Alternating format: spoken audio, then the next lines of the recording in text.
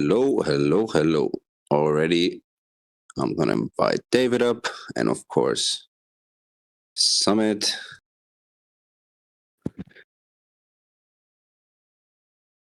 How's it going, guys? It's going good, my man. How you doing?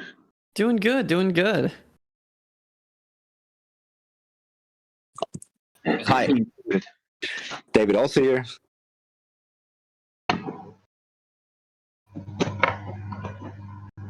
We got the two Davids again. Yeah. So let's wait for a couple more people to jump in. Hey, everybody. Can you guys hear me? Yes, Yes. now we can hear you. All right. I have a question. Of Go course. for it. Where in the world did you guys get that music?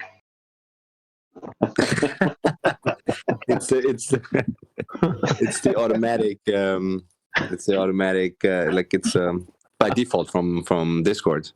It sounds like that elevator music in like a futuristic department store. That's what it sounds like. You know, like third floor, Yeah. robotic limbs and nuclear pacemakers. It's got that feeling. I love it. So I mean, we've got to get that. For sure. Either that or a really bad porn film. That too. Yep. I'll just go and find the worst possible songs I can get and just throw it in there, you know? Get some Barney in there, maybe an Elmo song, Darude Sandstorm. Just really shake it up, you know? Got it. Nothing gets the masses hyped like that, you know? Alrighty. If we give it a couple more minutes just to see if any more people are going to jump. I mean, normally people jump in kind of in the first 10 minutes of us going. Yes, indeed. Yes, indeed.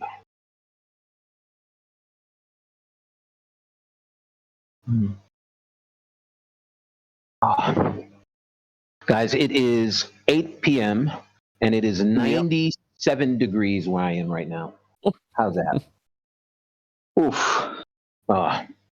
Reminds me when I used to live in Vegas. I remember going into my garage in Las Vegas, and I went from the house to the garage. The garage was attached to the house, and I opened my garage door, and it was, I don't know, it was so hot, like just a rush of hot air hit me. And so my first thought was, well, let me open the garage door, right, to cool things off. I opened the garage door. It was hotter outside. This was at night. This was in the middle of the night, by the way. I mean, it's insane. Las Vegas is, well, I mean, you're in the middle of the desert, and, you know, people decided to put a city right there. Right here. This is it. Right here. What's the temperature? 140? Perfect. Let's do it. yeah, let's go. Let's get those construction workers in. Yeah, amazing. I kind of try and imagine logistically how they thought about that. Hey, guys, there's no water here, I'm no struggling shade. so much with my microphone right now. I can hear you. We can hear you now. Yes. Civilizations would be like, oh, let's build around a river, and now they're just like, nah, let's just put it in the middle of a desert and just call it a day, you know? Right. Yep. They'll find us somehow. I don't know if you've ever been to Vegas Summit, but if you're driving like from LA, it's really incredible because you're driving and then you drive up kind of this plateau. And then when you get to like the edge of it, like you look down and there's Las Vegas. And if you ever take that drive, you understand like why they put it there, because whoever did it must have been driving down that road and was like, they got right to the top of that hill. It's like right down there is where we should put this city. And they did it. And yeah, it's an impressive sight as you're driving in. I've done it once. Oh yeah. It was great. Yeah, it's definitely impressive. Can you hear me now? Yes. Yes.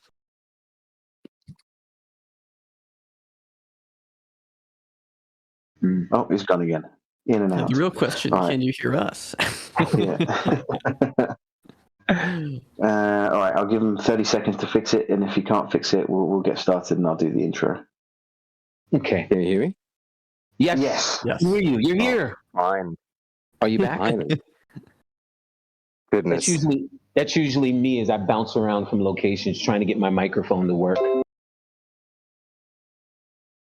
I'm always struggling with my microphone for some reason. I don't know why. I'm just stupid, I guess. Nah, your microphone's stupid. Alrighty. So, should we get started? Yes, sir. Yes, indeed. Okay, cool. So I see. Okay, we're recording. Perfect. So, hello everyone. Hello Summit. Hello David. Thanks for coming to again today. It's your second time here. Last time we had you on, it was we had you under the banner of TITANO and SWYTCH. Today only SWYTCH. So we're curious to speak to you what has happened in the last couple of weeks since we spoke to you. And also thanks to the audience for coming today. I see a lot of familiar faces, and all in all, I hope this is going to be an enjoyable event. As far as I know, David, it's probably going to be an event that's going to be a couple of hours long. So everyone get your water ready. No. Don't wait. Hold on. Don't just blame this on me now. Don't wait a minute. Last time, Mad Hatter, you and I were going blow for blow. And I'll shoulder some of the blame. Yeah. Push it on me, guys. Yeah. Yeah. It I was was just here absolutely having my Summit. coffee, okay? It was Summit. I was trying to keep it brief. I was like, Summit, okay, can we keep it to 30 seconds? He was messaging me going, how dare you? Shut your mouth. No, but I know it's going to be a good one. And yeah, with this last remark from my end, I'm going to pass the microphone on to Mad Hatter, and I hope it's going to be an enjoyable Q&A. Thank you, David. Thank you, David. Thank you, David. Gentlemen, great to have you back. Great to be back. Great to be back. Yeah. We've got a lot to run through, a lot to talk about. You guys have finally completed into phase 1 of your evolution into SWYTCH. And you guys are, by the sounds of what I've heard in some of the Q&As I've listened to, building some things out that are going to be very exciting. A couple of events have happened that perhaps were a little swift and took people by surprise, but on the whole, positive for you guys. So I'm looking forward to talking about it all. Excellent. Yeah. It's an exciting event-filled time and lots going on, as we knew would happen. And as you mentioned, lots of new things introduced and coming. And we're excited to talk about them. As we do in the last chat we had. All of these we haven't scripted anything. These are questions that are coming directly from you. We have no idea what you're going to ask. But one of the reasons I was really excited to get back here was the depth of our discussion that we had last time. And I think that, what is critical as all of us as investors and project creators go forward in this space is that we really kind of give people an insight into how these things go, how things are built, when things go right, when things don't go exactly the way you plan, the process, all of those things. So we're really excited to get back and talk more about that. And, who knows, hopefully this will be an ongoing series. I hope so. And I agree. I really enjoyed the conversation last time because we got to deep dive. We weren't constrained by time, so we really got to deep dive into some very interesting topics. And I hope it was helpful to the investors who were there at the time and who perhaps caught the recording. So with that in mind, can you guys give a bit of a brief overview of where you're at now in terms of SWYTCH? I'm going to try and keep the name TITANO out as much as I can, but forgive me if I accidentally slip up. But if you guys can kind of give me a bit of a brief overview of what you guys are now at in terms of where you're at in terms of phase 1 and what's been happening since we last spoke. Okay, thanks for that. Summit, do you want me to go first? Would you like to go first? If you want to go first, I'll kind of tag along on that. Please, fill me in. Okay, so TITANO, as we know, and there we go. I said it first. So TITANO, as we know, was a rebasing project that started the rebasing era in DeFi. We grew up to a very large project. At one point, we had about 84,000 holders, 83,000 holders. There were hundreds of forks of TITANO. And part of the agenda with TITANO was to see if we could create a different relationship between project and holder. Before TITANO, a lot of projects didn't really put a major emphasis on community building, community management, community maintenance. And we felt that it was a critical step in order to get holders to latch onto the project in such a way that when things went poorly or unexpectedly or negative unexpected events happened, we felt that if we were able to create a different type of relationship with our community, that we would have an opportunity to explain to them, or they would explain to themselves, they'd understand themselves that these things happen and it's a sort of progression of the project. Negative things are going to happen. Doesn't mean that the project is on fire. It just means that this is a crypto project. And so we put a lot of emphasis on community building and community maintenance. And word got around, and it got a lot of people connected to the project, and we built this amazing community. And reached a huge market cap. We were up to 258 million after starting at 450,000 was what TITANO launched at. And then we ran into a lot of headwinds, right? A lot of people were FOMOing into the project, a lot of negativity around TITANO, around rebasing projects.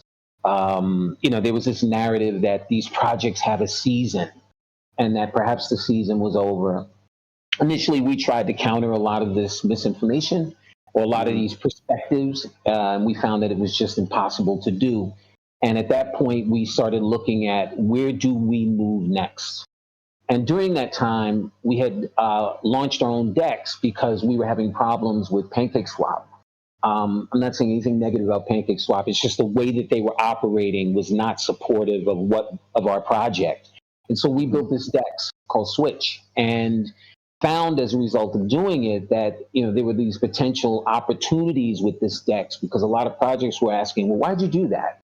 And we were explaining to them that there were benefits that we felt to TITANO by having our own DEX. You had lots of challenges, but lots of benefits as well.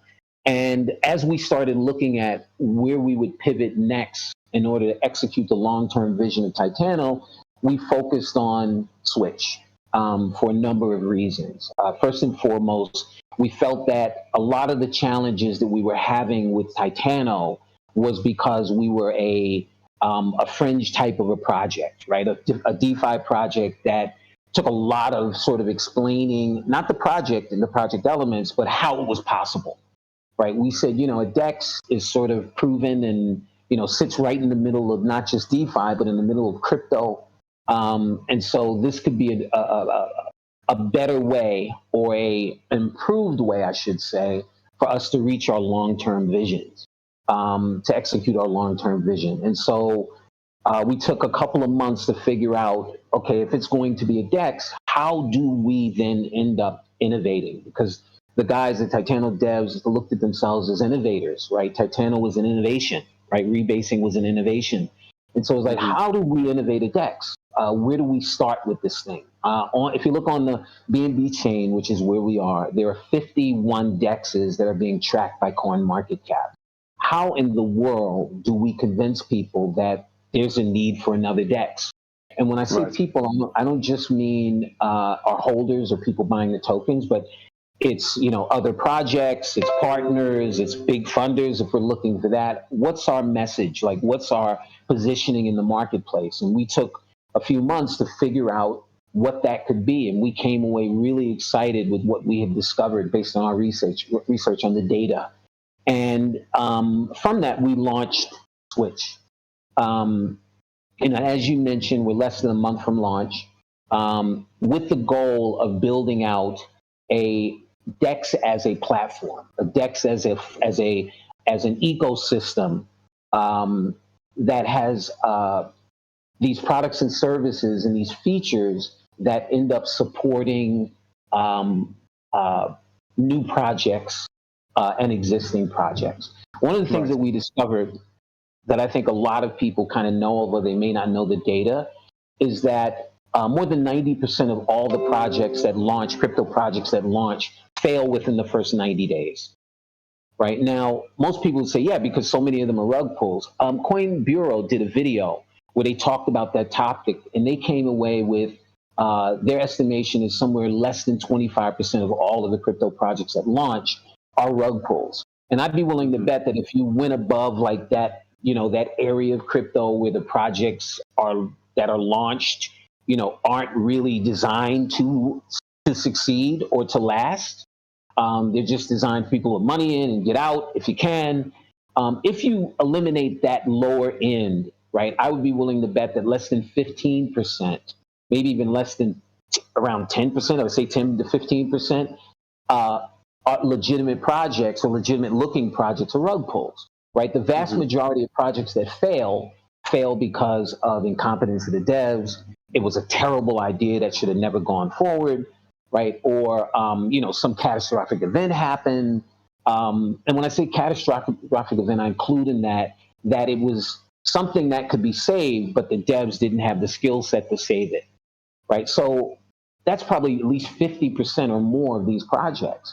So what that leaves is there's probably 35% of projects that fail because they don't have access to resources. And so we looked at Switch and said, could we create an ecosystem, a hub of resources for those types of projects? If we could then help holders. Because if you think about what most holders think about, especially if they come to DeFi projects, they're always thinking about, how do I get my initial out, right? So if there's some sort of staking rewards or other types of rewards, how do I get my initial out and then just ride? Well, you need time. So if you're failing in the first 90 days, you're probably not getting your money out.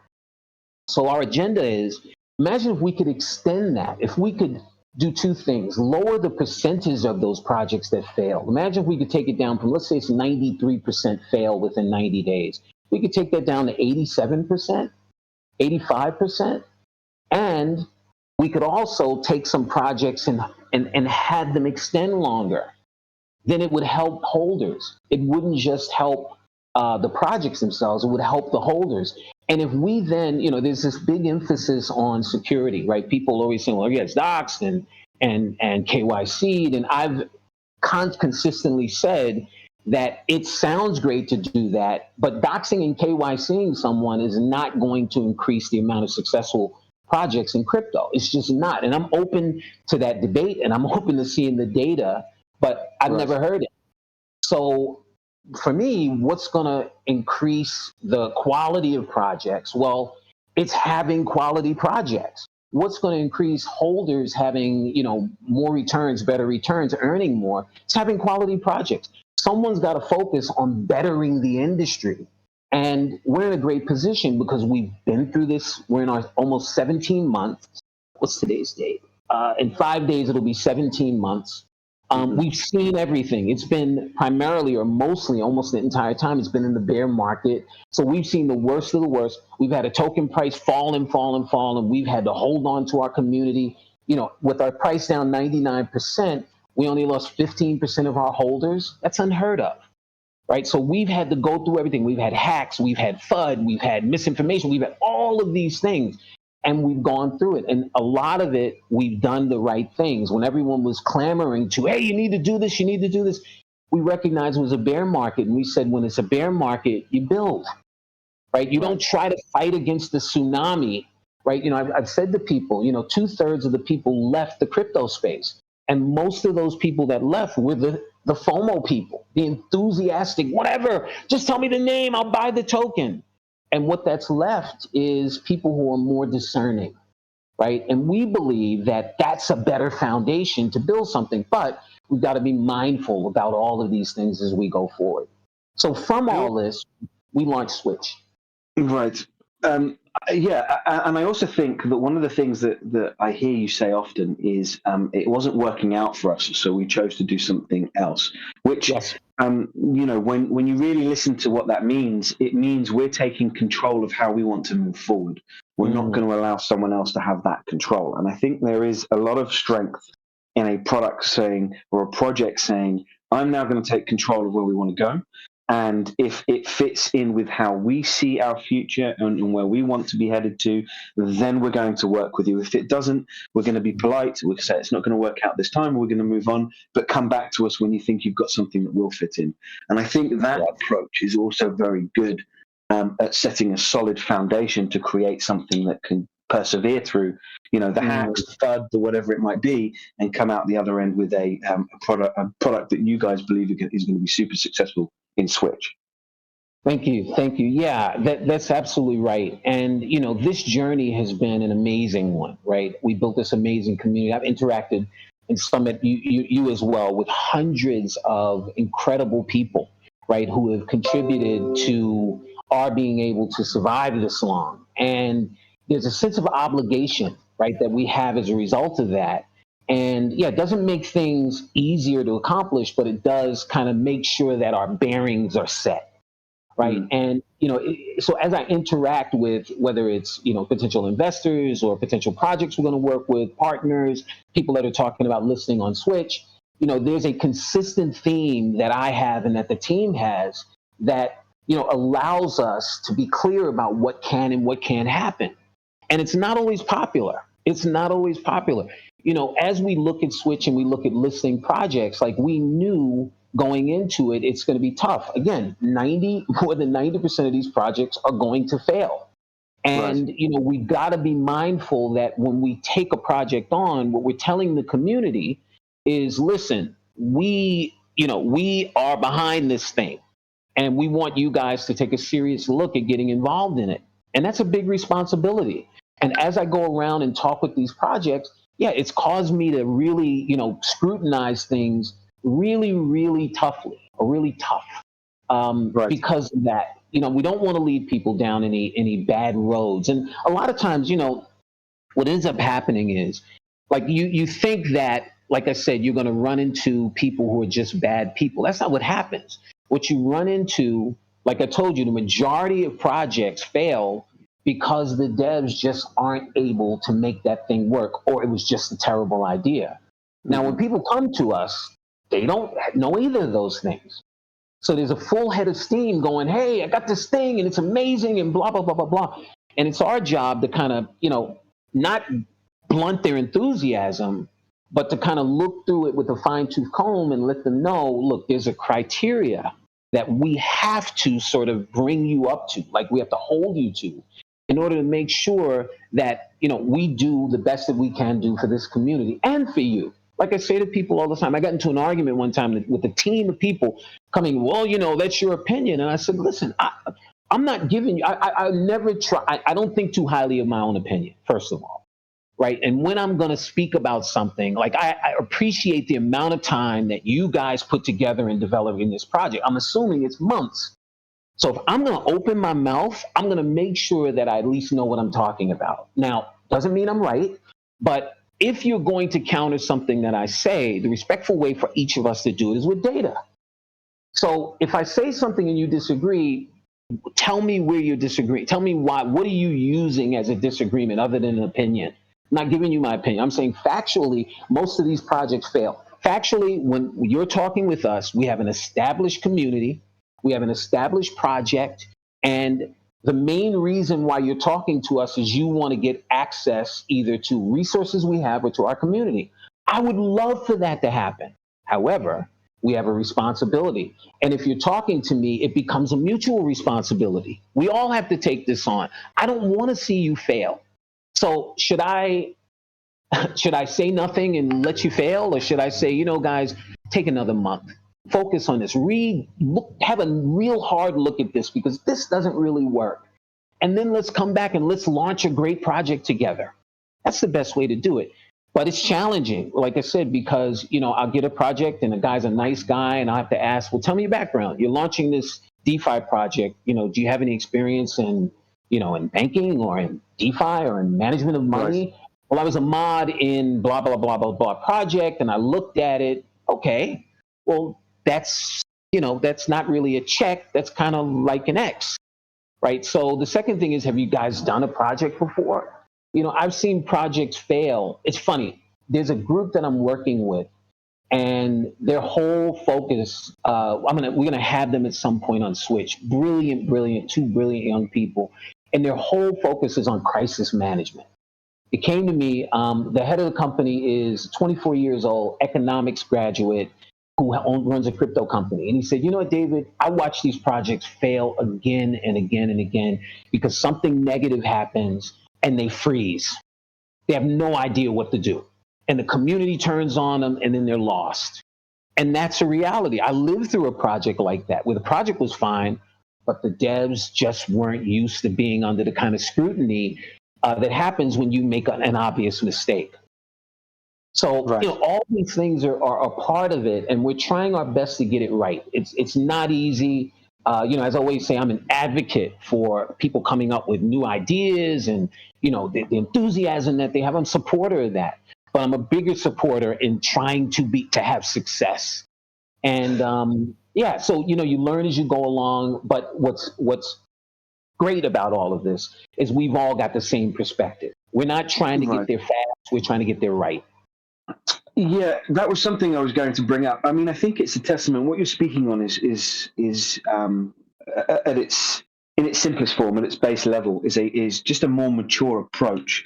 And obviously, it's the input from someone who has extensive real world experience dealing with both the easiest and the most difficult of people that can bring that into this space. But it's a more mature approach. One of the things I've noticed from listening to you speak recently is that you are now transitioning into a language that is putting you with major tech companies, the Netflix, the YouTube, the TikToks. You're speaking of Switch in the same bracket of those. And some people will say, well, where is the marketing happening? And the funny thing is, that is where the marketing is happening. That's because right. The more you speak about those companies with Switch, the more people start to get into their mindsets. Oh, that's the magnitude of what we're shooting for.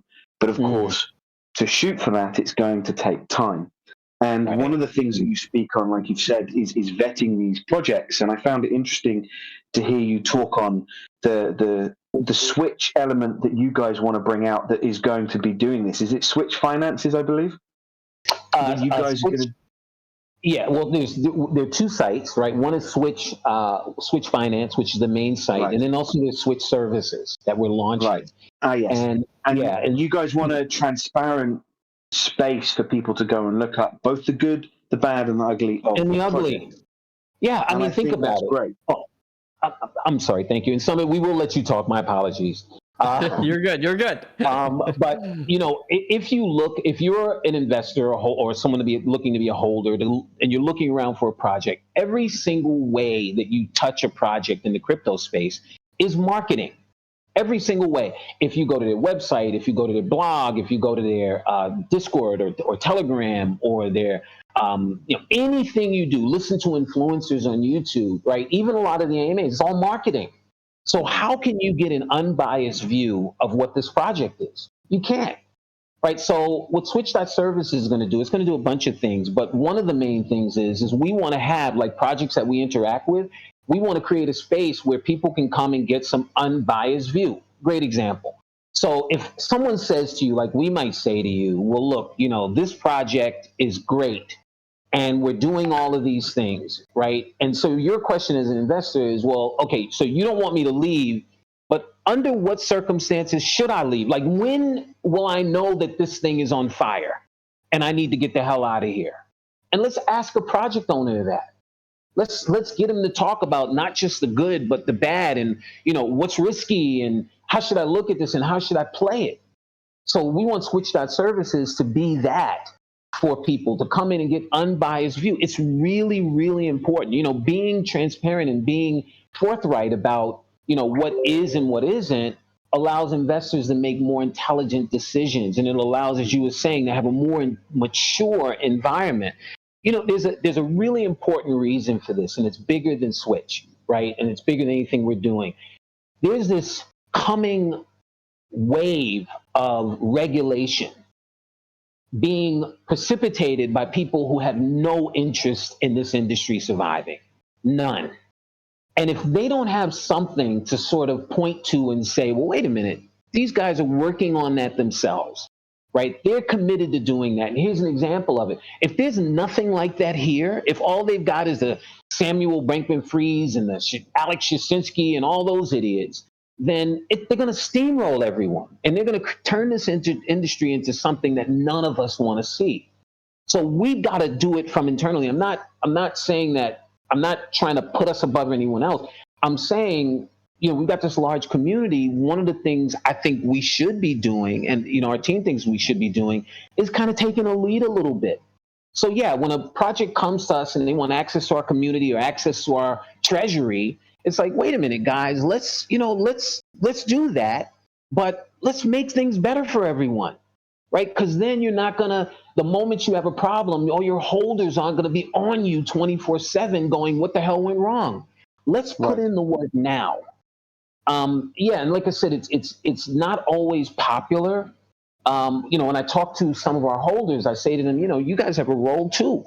And that is that, it can't always be about win Lambo, right? Things take time to develop. You got to build an infrastructure. You got to build a foundation on which we can build some of these things. It's not here, right? I'm an investor too. As I run from project to project to project, and I listen to some of these things, I'm like, oh my gosh, the basics aren't even there. Well, we want to build out the basics. And we're committed to doing that. And, if we're given the time, people will see that they'll see two things. Number one, how serious we are about this. And number two, who's recognizing how serious we are about this. Right. And so that last point is very good, is who's recognizing it. Because, just when I'm in your community, and I lurk around sometimes, and I'm looking to the conversations that are happening. And since you guys have moved into Switch, the price has gone up and down. And yes. In the interest of Switch services and what you stand for, I would be remiss if I didn't put you under a bit of a microscope and ask some questions there. Yes. But one of the things that I did notice, I heard you say in the Q&A, that perhaps has been lost on the community because, maybe people didn't hear it or they didn't tune in, is that you said you guys are no longer going to immediately respond to things because you're going to need to think about what's coming in the future and what you're building out. Correct. That is, I found that a poignant point because I think some people might be confused as to, well, where are these guys? Where are these guys now? They're not saying anything. The price has come down. Why isn't anybody speaking? Right. And in the same time, you've telegraphed, I'm not going to necessarily because I want to see. I think what you might say is, I want to see how this plays out before we make a statement of any kind on what everybody's throwing at us. Is that going to be how it is going to, is that how it will be moving forward? Sorry. No, go for it. Thank you for that question. That's a great question. Yes and no.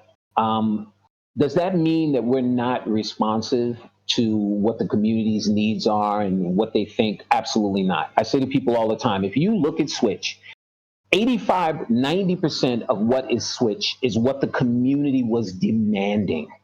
That's what that project is. We don't want to be on the fringe. We don't want this price that keeps falling and falling and falling from rebasing, right? We don't want, and I agree with that because what they weren't seeing was, as I was talking with potential partners, the first 10 minutes of my conversation was using my charisma to get people to want to be in business with us despite what the chart looked like. So I was all for that. If I didn't have to have those 10 minutes, that's great. And trying to explain what a rebasing token and how this inflation conversation is wrong. So a lot of what's here is based on reactions. People hounded us for months about doing buybacks and burns. And our responses was, look, guys, you don't understand how buybacks and burns work. They're not a panacea for pushing the price up, right? It's a spark to get the price moving in a different direction, which then stimulates buys. Right, that's right. What that is. If we're just sitting here going, we're going to burn through the treasury, which at one point we were doing, and it didn't matter. So a lot of that came into like, how do we create a project where buybacks and burns are more effective? Right. So in context of what you were saying, what I'm doing subtly and sometimes not so subtly is I'm getting people to kind of recognize what they're asking for, and what you're asking for requires some longer term thinking and consideration. It's not just an immediate, oh my God, the price is going down, do something, right? We have to get out of that thinking. And there's a great example to it. So before we went from TITANO to SWYTCH, when we made the announcement the price was falling for TITANO, it sped up, right? The price was going down faster. And a lot of it was built around this narrative that, oh my God, any project that's gone to another token tanks. Now, it's interesting. It's sort of like the conversation around rug pulls, right? Everybody thinks there's like a majority of rug pulls because you hear about all the rug pulls. It's not true. Mm-hmm. You just hear about them. So similarly, when you hear about a project tanking when they move from one token to the next, it's because you hear about it. The same thing happened with TITANO V1 to V2. There was this conversation around, oh my God, the project's going to fail. And guess what happened? We had a huge drop. People created this reality, and then the reality came true. Now, let me be clear. I'm not just saying that's the only factor. I'm saying, yes, it is risky when you move from one token to another because you're changing the project dynamics, right? But the conversation around it saying, oh my God. So what happened was the price was falling partially as a result of that. And there was this outcry. You got to do something. You got to do something. Oh my God, by the time we go to SWYTCH, the token price is going to be at 0, which is impossible. And the devs heard it. And so what they decided to do was to take off, stop rebasing, and to take off the buy tax. And immediately the price, I think, Summit, correct me if I'm wrong, it's 4x. And I want to say it's 3. It was pretty high. 3x. Okay, yeah, went up immediately. And so we were getting this, see, I knew if you would have done this before, it would have had blah, blah, blah, blah, blah, blah, blah. And so what I said in a couple of conversations is everything has a cost. So yes, the price is higher. But what we've also done is we've relieved some of the buy pressure for SWYTCH. See, a lot of people who were planning on buying SWYTCH when it launched are now going to buy TITANO before SWYTCH launched. And we're going to have potentially, I can't see the future, but we're going to have potentially a buy pressure issue when we go into SWYTCH, right? Mm-hmm. That was what I was reminding people. So my theme was, you want an immediate response. Well, it's going to create a long-term problem for us potentially. And I wanted people to be aware that if the price didn't sustain as much as we wanted, it's potentially because we took some of the buy pressure out. And so When we went into SWYTCH, the majority of the buy pressure was stimulated by the team, not buys. There were a lot of buys, but the sustaining of that wasn't happening, and I believe, and the team believes, that it happened partially because some of the pressure was let out by responding very, very quickly to a community. Let me be clear. I agreed with the decision because, again, like the rebasing conversation and the inflation conversation, it was a narrative that we were losing. So something needed to be done. But again, I just wanted people to know there's a cost to it.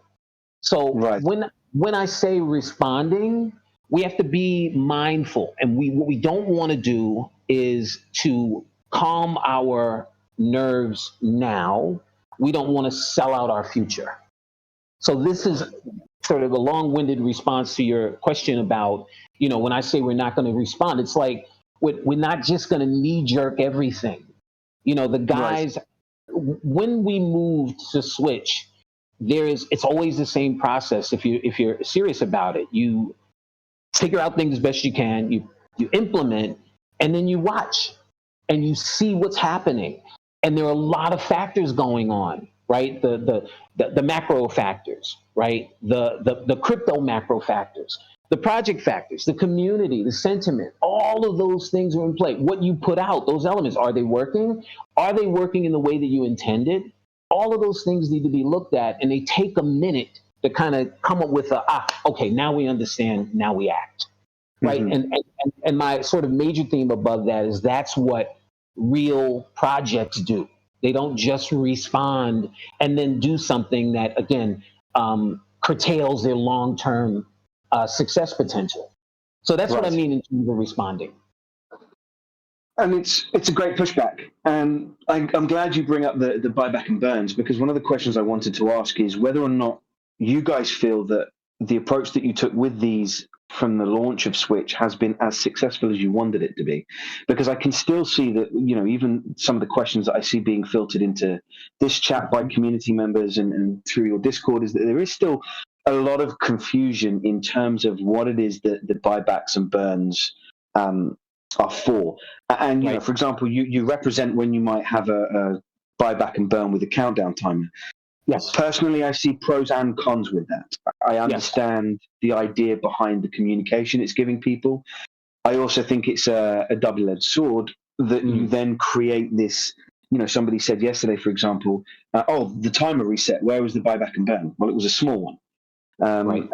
And that isn't something that they wanted to look at. And I'm just wondering if in the early stages, when you guys first fully migrated over to Switch, that you set a precedent with a large buyback and burn that perhaps might not have been sustainable. And in its sustainability, it sent a mixed message to the community.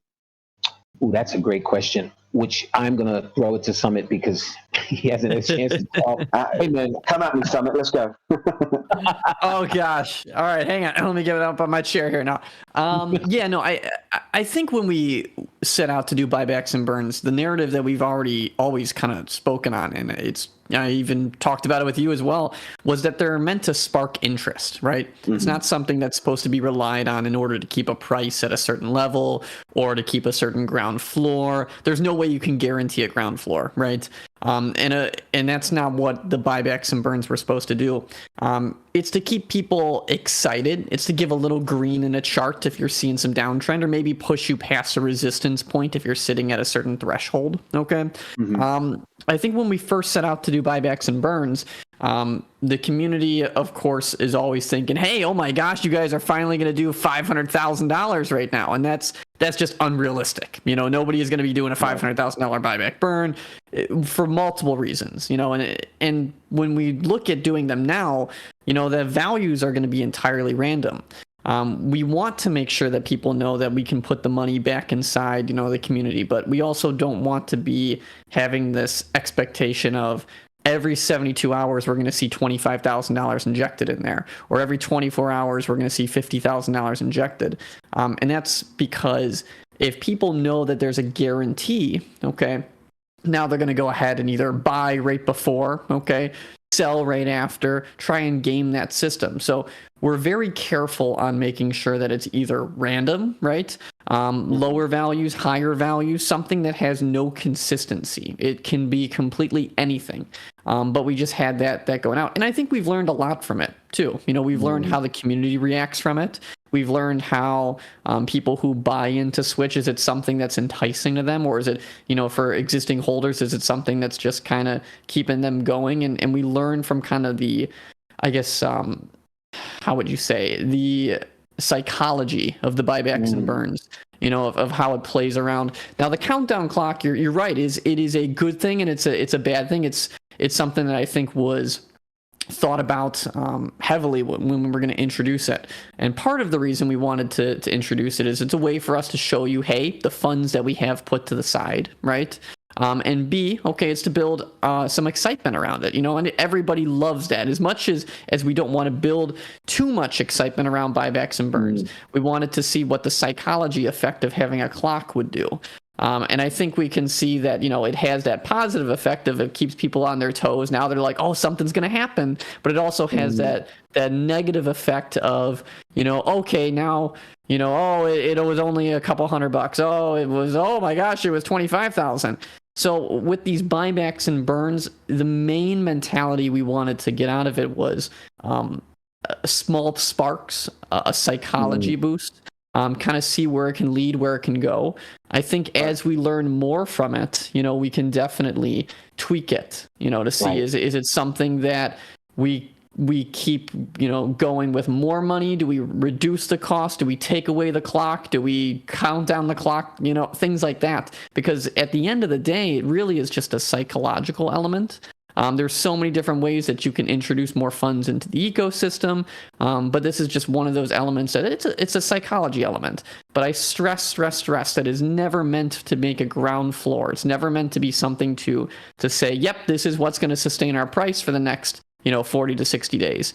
That where that sustaining of the price comes from is spreading awareness, expanding the ecosystem, creating new tools, because buybacks will only do so much. They are only going to create that initial reaction. Whereas when people can hear and say, oh, wow, you guys are developing real yield, oh, you guys are opening up a platform for new projects to come on board. That kind of handles the sustaining of the price right there, is because those are the long-term solutions. Those are the things that are going to give, investors long-term gains. Whereas these buybacks are more a psychological effect than anything else. And I like that. I like that response and pushback. And what I like is that you say you're learning from this. And I think sometimes investors have a hard time understanding what that means and accepting it, because people will say, well, we want massive buybacks.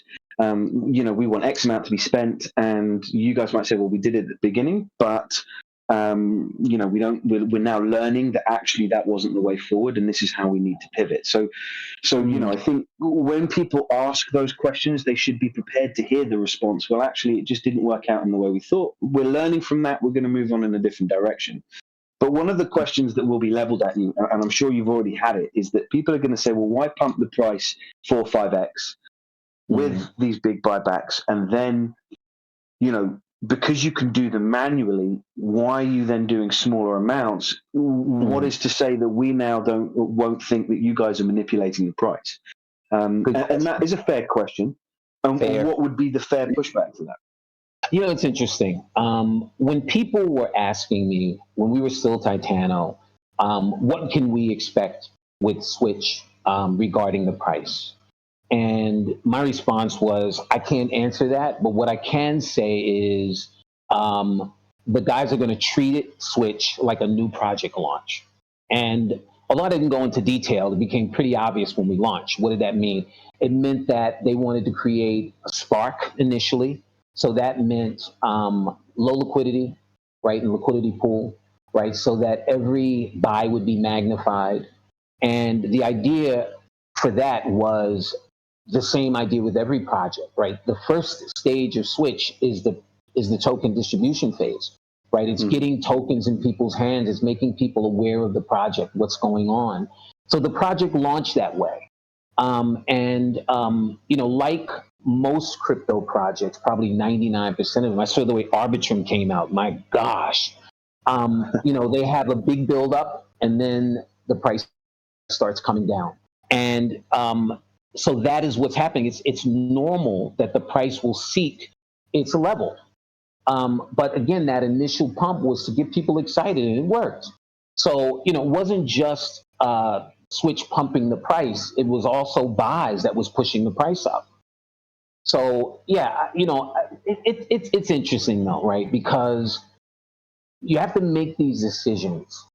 And I say this all the time. Every big decision always has a positive and a negative, right? So if you don't do it and the price is sitting there, it's kind of like, whoa, that was a big nothing, right? And if you do it, then you know that in crypto, what goes up is likely to come down. So, we picked a position. I think most people agreed with it. We're still going through it. We're still in that phase. We're still in phase 1. So it's always challenging, though, to talk about price. Really challenging. But anyway, that would be my pushback. Listen, we treated this like a new project launch. We wanted to create excitement. We wanted to get new holders in. We were doing AMAs talking about it. And that, for us, precipitated, doing these large buybacks. But with that being said, that's not to say that large buybacks can't be done now or in the future. But what it is like that, and what we're describing, it was strategic. We should be strategic about when and how we do them. So stay tuned for that. And again, as you said, we're learning. We're watching what's going on and learning from it. Right, and I wonder if, personally, the buyback and burns, I can't stand that phrase. I've heard it so often that it jars in my brain. I wonder if there's scope, and perhaps you can touch on it a little bit before we move on to a more fun topic, is whether or not there's scope to not reinvent the wheel, but rename buyback and burns. Perhaps market it in a slightly different way that becomes a bit more appealing and gives less license for argument from community members. The constant questions of when are you going to buy back? Is it working? What do we call a success? If we haven't had 10K people come in and buy it over the last 20 days, and it's important to know and remember, you guys have only been going for 20 days, right? 21 days with Switch. It's in its infancy. I can understand the people that came into TITANO very early on being frustrated. I fully understand the frustration. But it is in its infancy, and you guys are trying to grow. So I wonder if there is scope. Are you guys thinking about how you can perhaps remarket this in a way that comes off slightly different? Wow. Personally, I don't think that we've thought about it that way. It's challenging, right? Because these phrases, a lot of them, and these approaches were around long before we were. And how they get defined, like when someone, I've had to have so many conversations about buybacks and burns and, how they're used to be effective. And a lot of it is based on misinformation, right? People start spreading something.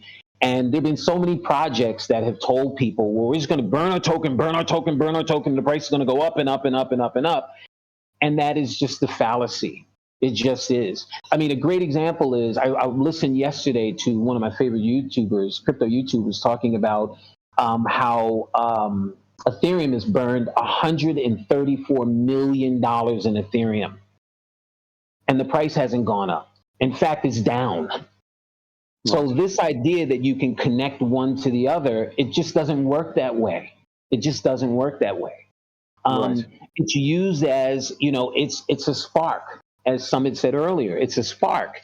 And if you rely on it too heavily, you don't do the other things that you need to do. What makes a crypto project successful long term, right? Coming up with use cases that people identify with, right? Managing the community, offering more value. All of those things are fundamental things in the crypto space and fundamental things in the business space, right? So part of it is that you want to pay attention to it, but you don't want to get so distracted that you sort of misinform everyone about what they're able to do.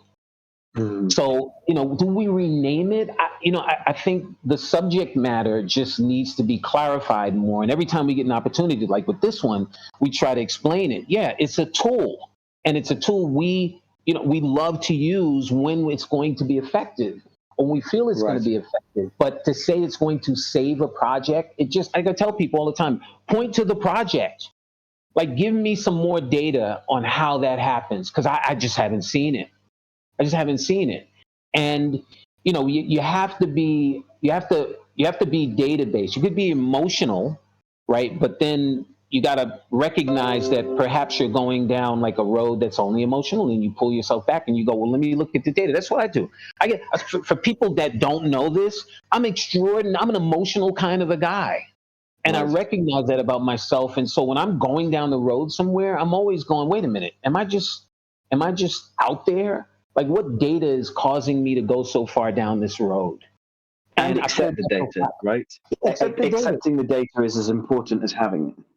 Mad Hatter, you and I talked about, this whole idea, right, about how crypto projects have set themselves up, and these things that come in and they're the fashion of the day, and they misinform people, good intentioned people, right? Not people who are bad people, good intention, and they ask questions, but sometimes those questions get asked in such a way where they're a demand, our questions around like doxing and KYCing. It's like, yeah, okay, but show me the data that says that those projects do better, that those projects rug pull less.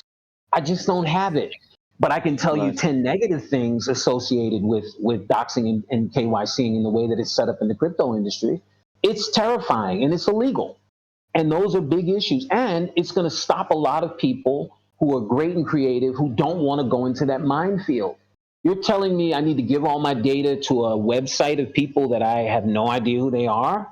That's what you want me to do? You want me to just tell these people, who are these people? What do they have any affiliation with governments? There are laws around managing private information.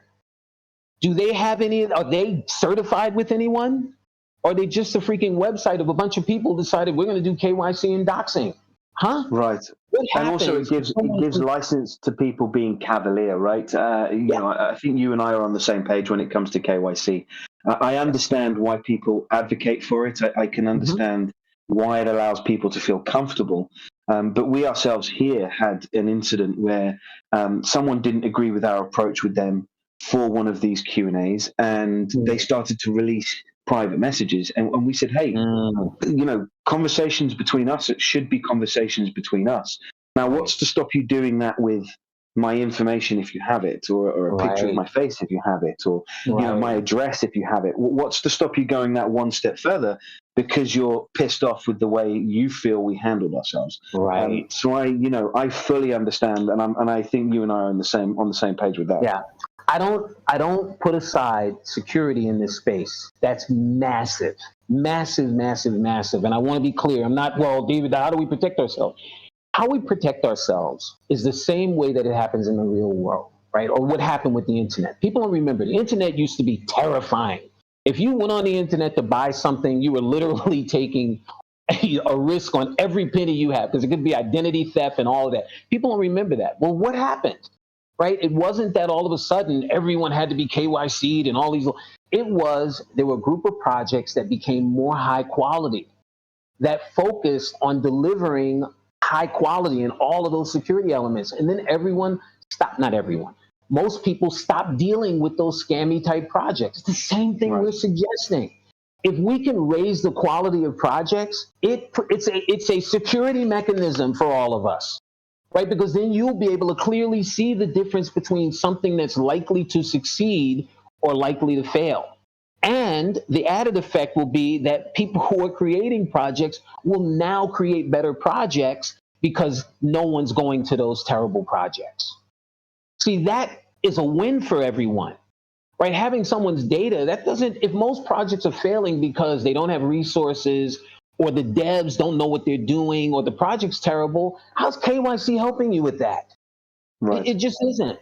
It just isn't. And again, the bigger part of it is, like I said, having that data. I'm going to tell you, if one of these groups had my data and they thought that I did something, illegal or whatever the case was, who then determines that? Is it the community, who might be a bunch of angry people and wanting blood?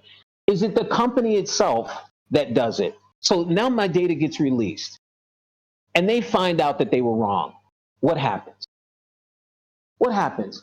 I've gotten now people reaching out to me going, David, I'm going to come and find you and your family, and I'm going to cut your heads off, which I'm getting now. Right? What happens in that situation?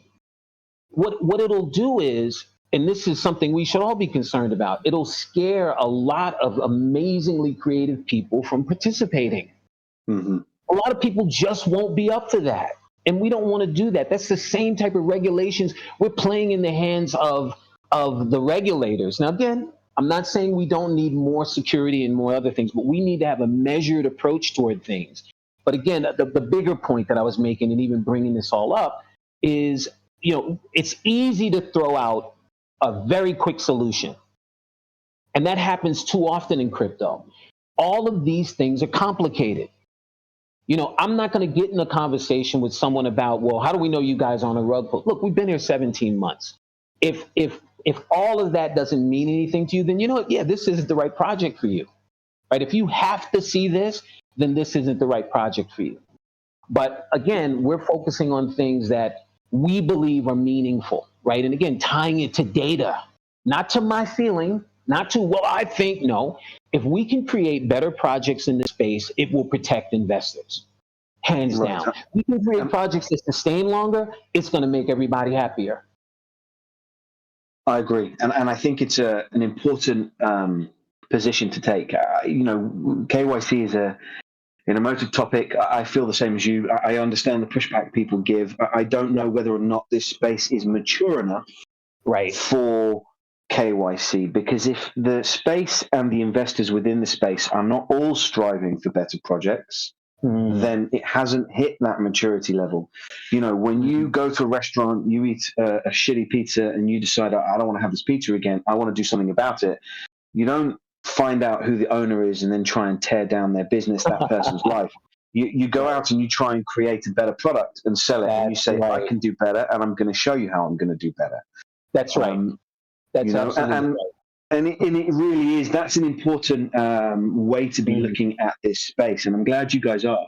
So with that in mind, one of the questions I see here, which I think is a very good question to be asking, is, and it's phrased nicely too, is what is the winning factor for Switch that is going to sway comfortable people? Because it does psychologically, it has been proven that there is, I think it's less than 50%, but this person's saying 20% of people move out of their comfort zone to try new things. So, what are you guys doing that is going to bring people out of that comfort zone to make you the next comfortable thing that they're using and don't want to move away from? Who in the world asks that marvelous question? That is a fantastic Nismo asked that question. Hands up to Nismo. Wait, that was a very clever question. Nismo is in our community, and he is a gem. He is a gem. I'm telling you, he is. It doesn't surprise me it came from him. Yeah, I take no credit for that question. That was entirely Nismo. That's great. So let me start off some, and you can please piggyback. So one of the things that we sort of came to a realization of is that one of the best ways for us to win is to align with sort of the foundational pieces of crypto. Why are people here? Like, what is everybody doing here, right? The obvious answer to people and say, well, everyone wants to be rich. Yeah, but it's more than that, isn't it? Aren't you here because you aren't really comfortable with the way things are going, right? You've done everything right? You've been on the right side of the law, you pay your taxes, right? You love your kids, you try to get them in good schools, you've been going to work, you've been doing everything, and still things seem like they're stacked against you. You feel like you're treading water in mud and not getting anywhere. Yet you look over there and that guy's doing great. You look over there and that guy's doing great. Like I tell people all the time, I'm so excited about DeFi. One of the reasons is because if you go to any city, any major city in the world, and you go into the wealthiest part of town, and you walk around and you say, whose house is that? And whose house is that? And whose house is that? 75% of those houses are not celebrities, they're bankers. They're bankers. Right. So money's at the heart of a lot of our problems. It's not just not having it, it's not understanding it, it's not having access to having it. And so a lot of people will come here because they're dissatisfied. And so what we're doing is with Switch is we're aligning with the reasons why people are dissatisfied and what they can do about it. I've said this the entire time I've been with TITANO. If we can come together and see the power of us coming together, we will not only make this space important and make this space successful for all of us, we'll go out into our lives and know that that power can extend into anything. You don't like the politicians, you'll learn in this space that coming together and working together will help you go out and appreciate that they work for you. You don't like the way things are? Well, we've got power. So Switch is built around taking that sort of foundation and using it to turn into products and services, right? We have an ability to create a different type of an industry. There's a major, people will argue with me about, well, David, it's this and that and the other thing. And I'm like, what are you talking about exactly? Well, if I had Apple, hang on a second. You don't understand. These are not companies. These are cryptocurrencies. Well, what's the difference? It's a good question, right? A cryptocurrency is a token or is a means of transfer of value. That's what's at the center of all of this. And that transfer of value gets turned into a token, but what it starts as is anything you can think of. That's the power of what's going on. So why Switch? Switch builds on these principles, right? Switch says that by us coming together, right, and proving and showing what our power demonstrates, we could do things that individually we could never do. Never. So again, look at how that manifests itself in this DEX. What we're saying is, if we can not look at just another project as another project, but we fall in love with that project and say, you know what?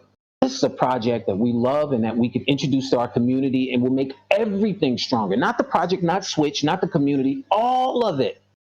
And we build our power going forward. That's the foundation of what's here. And then, as we've been talking about, we deploy that around crypto, right? So rather than, it's interesting because we're getting involved in another project that has similarities to our own. And people are going to ask, well, aren't they your competitor? Yeah, but they're also helping us to prove this model works. And that's critical. So what we're saying is that if you look at how we're approaching this, the same thing that happened with TITANO, where's the opportunity? Like people going, where's the business? There is a huge opportunity in the DEX business. Watch what's happening. What you see going on is these platforms are being created in crypto, right? So the platforms are forming at the moment around three types of elements, or three types of businesses, or three types of platforms. The first is DEXs. The second one is wallets. And the third one is social platforms. So what you're seeing is that DEXs, as an example, are expanding on the services that they offer. Uniswap just announced that they're going to have their own wallet. They just announced that less than a month ago. MetaMask announced that you're going to be able to swap tokens within the MetaMask on different chains. So they're going to go multi-chain within MetaMask. You won't have to do all that craziness. Well, how do I got to go out here and move it around and bring it back into them? You'll be able to do that. And Telegram just announced that they're launching their own wallet. Why is everyone doing this? Everyone's doing this because the goal with these platforms is two things: to get you to spend more time and do more within those platforms. We believe out of those types of platforms, the DEX has the most potential. Look at what's happened with centralized exchanges. Everyone knows don't keep your money on there because they won't warn you when they're going out of business. You wake up one morning, they'll be out of business, and your tokens will be gone. Right. So if a DEX functioned a different way, where it took an active interest in the people and the projects that interacted with it, it would be an amazing platform. It would be amazing if you could go to that DEX and you could say, hey, look, I want to launch. I need these elements, but I don't have them, but I got something great. And the DEX would say, okay, let's take a look at what you got. Wow, that's interesting. That's amazing. Are you open to maybe doing? Yeah, we're open to doing that. And then the DEX stayed with you after you launched to make sure that you sustained for the benefit of the holders. If the DEX had an insurance fund, which we have, so if there's a flaw in the code or if there's a hack, we'll try to give you all your money back. You see this? It becomes like not only a potential future, but a necessary future for all of us. And again, the bigger picture is we create a safer environment. We create an ability for people to have a longer period of time. This is why I point to Unico. Unico is not a perfect project, but this is a project that came to us. Brilliant devs had a great idea, a new take on a rebasing token, but they didn't quite have it right.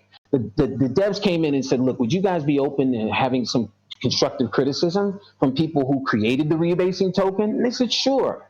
And they modified some things. Again, the Unico guys had some great ideas. They came out. We helped them with some community ideas, all this stuff, and it came out. And Unico, before it was made a part of SWYTCH, had lasted almost 5 months. Right, and I did want to discuss them. I'm glad you brought them up. Yeah, we beat that critical period. So it was a test for us. We're talking about this. Could we actually do it? Could we actually take a project that likely without us would have failed within that 90-day period and prove our point here? So when you ask Nismo, how do we do it? We separate ourselves. Here's the amazing part.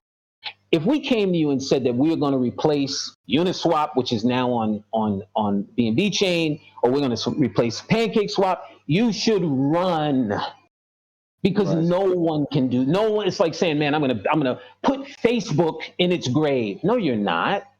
No, you're not. So that's not our discussion. Our discussion is there's a part of this industry that no DEX in this industry is focusing on. None. And it is massive. It's not some little corner of things that we found and said, yeah, we want to go after that 2%. It is the major part of crypto. It's a major issue. And if we focus on that and we get this right, we become something unique and powerful. And here's the amazing part. We can still exist right alongside PancakeSwap, right alongside Uniswap, right alongside those other 50 DEXs on BNB chain. Doesn't have to affect what they're doing at all. They all do the same exact thing. We do something different. So what is your first step towards that? So you're now in phase one. There's got to be something that's coming. I'm going to, and I think I threatened to do this last time, so I'm going to threaten to do it again, and I'll pick on Summit. What do you guys... I know it's coming, Summit. I hope you're sitting down. What is the next step? What is coming out? What is something concrete that you guys can stand behind and say, look, this is what we're working on. We're not going to give you too much in terms of details because we want to tease a little bit, but this is what we have coming down the pipeline next that you guys can really sink your teeth into and get excited about. Man. I feel like I'm being pulled in the room. Yeah, and David, Hatter's closing the door on David. I'm just kind of like sitting here now, Right, it's kind of like when they bring in two people into like the FBI. I've seen all these FBI shows, and they're like, separate them, right? Put them in that room, and you put them in that room. They're looking at a suit of glass, going, all right, which guy? Who do we go after first? Who's going to break? Exactly. Who's going to break first? Yeah, exactly. All right, Summit. It's a good question. It really is. I think we've talked a little bit about what we have for phase 2 already and kind of where we're going. And I think a lot of the stuff that we've talked about so far is really exciting and really kind of around the corner. So one thing I know that is going to be an absolutely huge game changer is going to be our perpetual exchange that's coming out. The nice thing about that, of course, is it's in-house. It's not like we're using an app or third-party type of thing. It's all in-house. Okay, it'll allow people to do, different levels of trading. So like, futures, shorting, things like that. Okay. And that's huge for the long-term investor, somebody who's a trader, that brings a whole new different type of investor to the platform, that puts more eyes on the platform. It's another way to market like that. Okay. I know that is something that we plan to get out, I would say towards the end of phase 1, beginning of phase 2 on things like that. But that is something very much in the works. Of course, we have, farming still on the list. Other things that are in the works as well is a permissionless launchpad. So what that means is looking more towards getting projects on there. I think we're also looking to do some cool upgrades to the DEX overall, and just kind of more in line with how... give everything in the give me a little summary. What I will say is this. Let me give him something. Please. Go for Wait a minute. No. I don't want to interrupt you. What you will say is this. Please say it. We have a lot of exchanges right now, like Uniswap, like PancakeSwap, that are upgrading their code, that are adjusting things to reduce fee costs, to make things more efficient. And we're definitely looking at what they're doing and looking to implement that type of stuff within SWYTCH as well. Okay. So let me add to that if I can.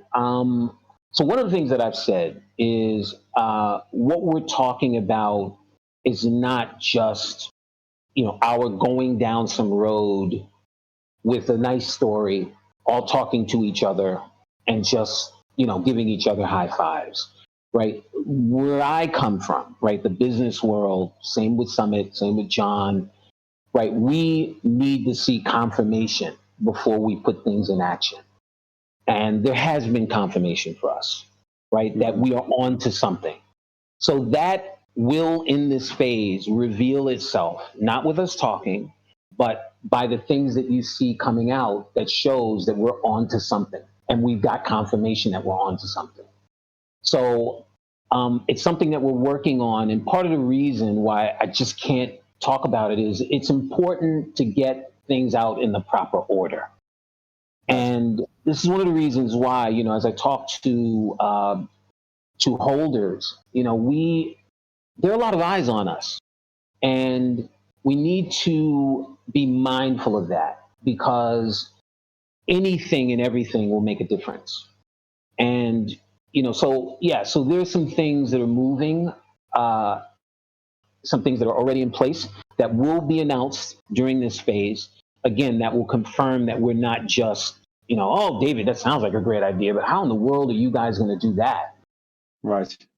So, okay. Yeah. And what I will agree to is that, we'll come back on, and when it gets announced, we'll give you all of the alpha around it. Oh, exciting. I look forward to that. Okay, in which case I won't press too much harder, but what I will say is that I'm one safe. of the oh, no, not yet. We made it. Oh. One of the criticisms that has been leveled at you and will continue to be, because you've got so many eyes on you, because of the history of the project, is, are things released at a speed that people are expecting? Do they sometimes take a little longer than they need to? Yeah. Have things come out a little slowly? What are you guys doing to kind of really tighten the screws on that and make sure that when you're saying, right, phase one will be within this range, we're sticking to it, and within this range, you're going to get these updates that you so desperately want? Yeah, thank you for that. Oh man. Yeah, it is. This is one of the challenges with crypto project, right? Because you want to give dates and times, and we're in a space where there's so many elements that determine when you should release something or how something should go. And you also have to keep in mind that when something gets announced, right, then you have to, if it's software related, which a lot of these things are, it's got to be built. And as you're building it, like, there are things that are coming out that can sometimes antiquate the very thing that you were about to release. And it's like, okay, we need another couple of weeks. We need to kind of change this around.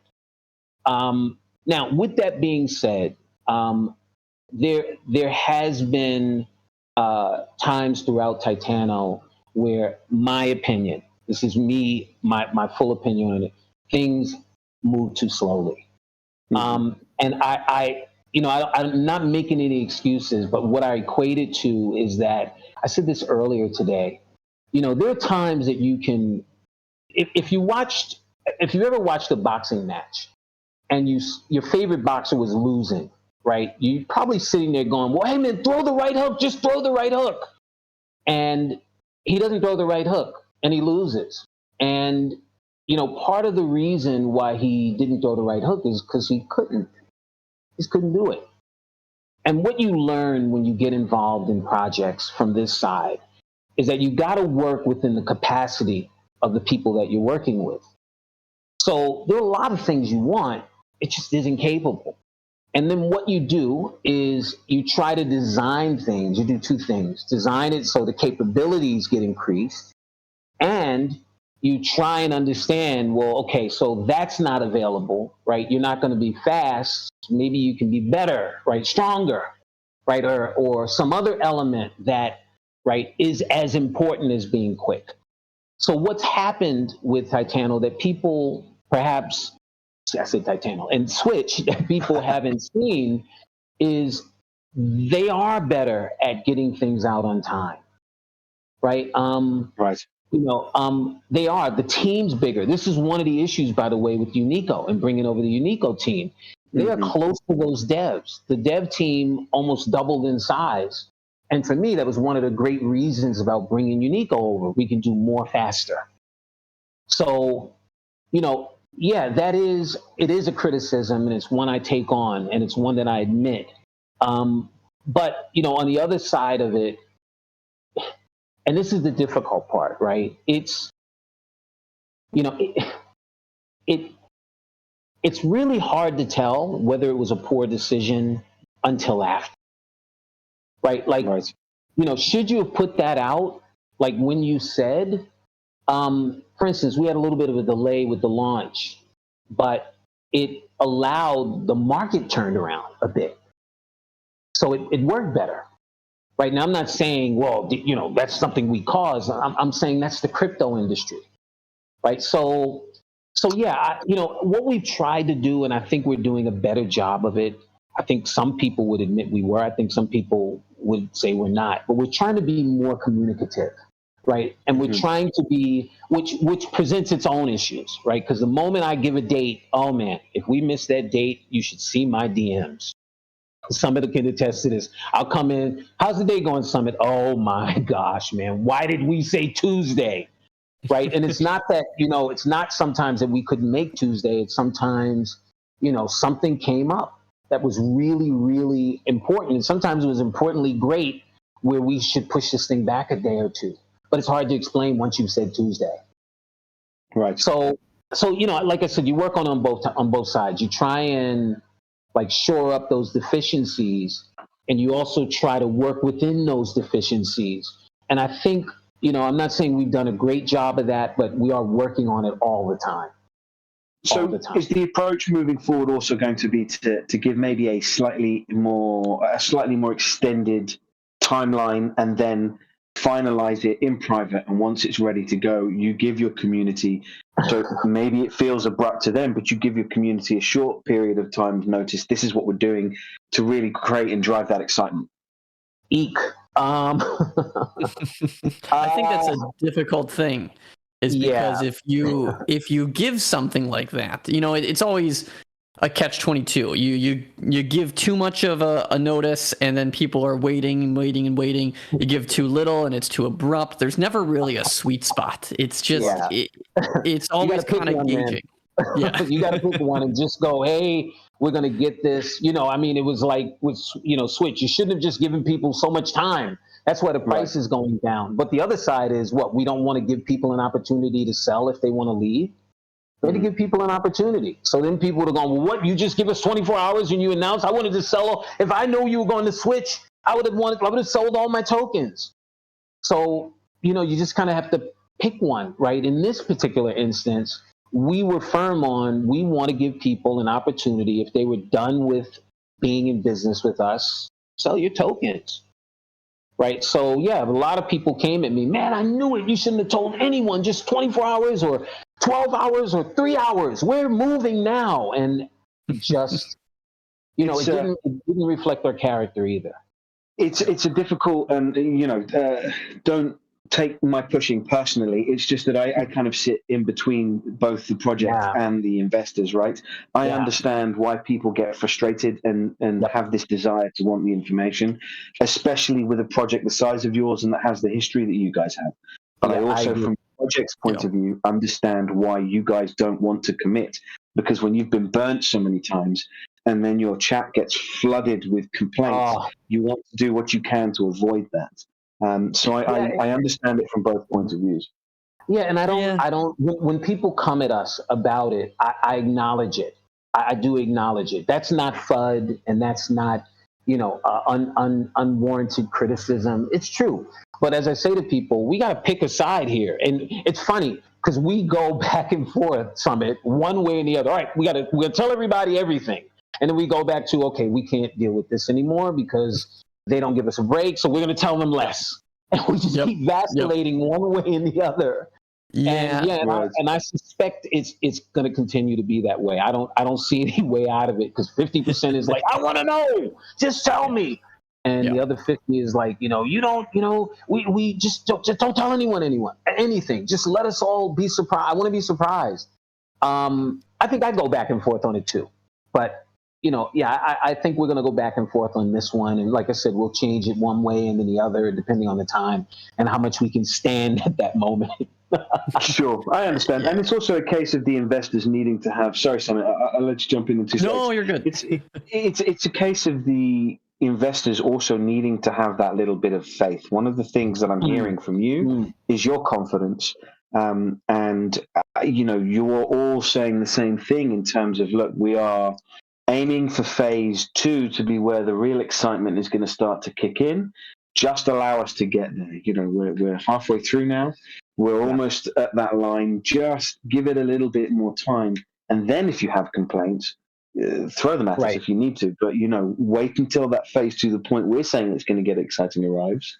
And then you might see the fruits of our labor. Sorry, Simon, I rudely interrupted you. What were you going to say? You're good. You're good. I was just going to say, I think it's important to remind kind of just what development process looks like. Because I feel like a lot of people think it is, hey, 3 guys in a room, nonstop coding for 24 hours, and then eventually just pushes it out. There's a lot that goes into it. With development in general, if you look at any software development, video game, movies even, we're talking months, if not years, for things that are to come out. Then, of course, getting features out to add on are not something that will take months or years, but it's a process that goes through with it.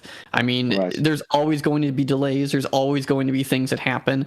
I'm a gamer myself, and so I look at Cyberpunk as a pure example of just that. Yes. Delayed 3 times. Okay, every single time. Hey, we're closer. Oh, never mind. Oh, we're here now. Yeah, never mind.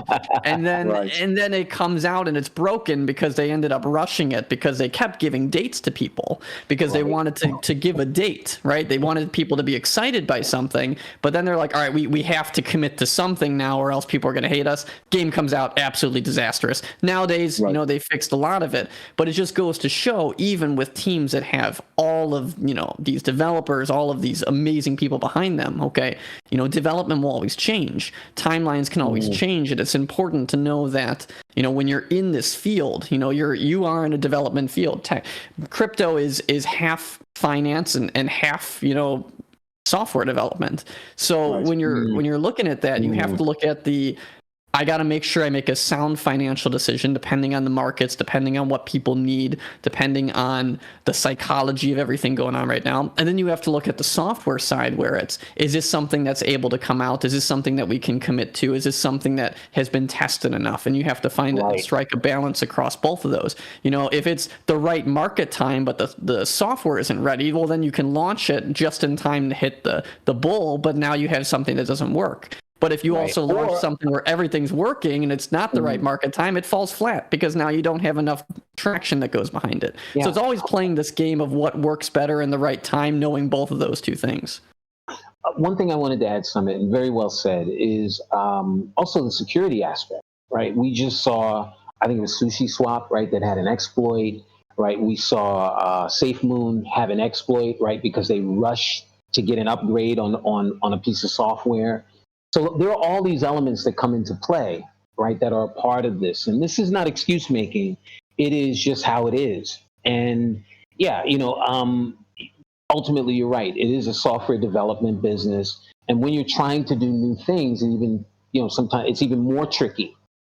And, but with that being said, it definitely is our job and agenda to try to strike a balance. And we'll continue to do that. Yeah, that was very well said by both of you. I think perhaps sometimes communities are a little too hungry for too much information. There is this real need for this info. And then when they get the info, it's a bit of a letdown because it isn't what they expected or wanted, etc. So sometimes there's a reason why stuff isn't being released. But I also like that, you guys do always acknowledge in the couple of conversations we've had, you will always say it is our responsibility to deal with this. So we hear you, we hear what you're saying, we understand what you want, and we will try and figure out a way that works best for both you guys and us. Which is great. You've mentioned Unico a couple of times. So if I were to ask you Unico through the Switch services, what is it, both good and bad, that stood out for you guys? I've heard nothing but good things about their team.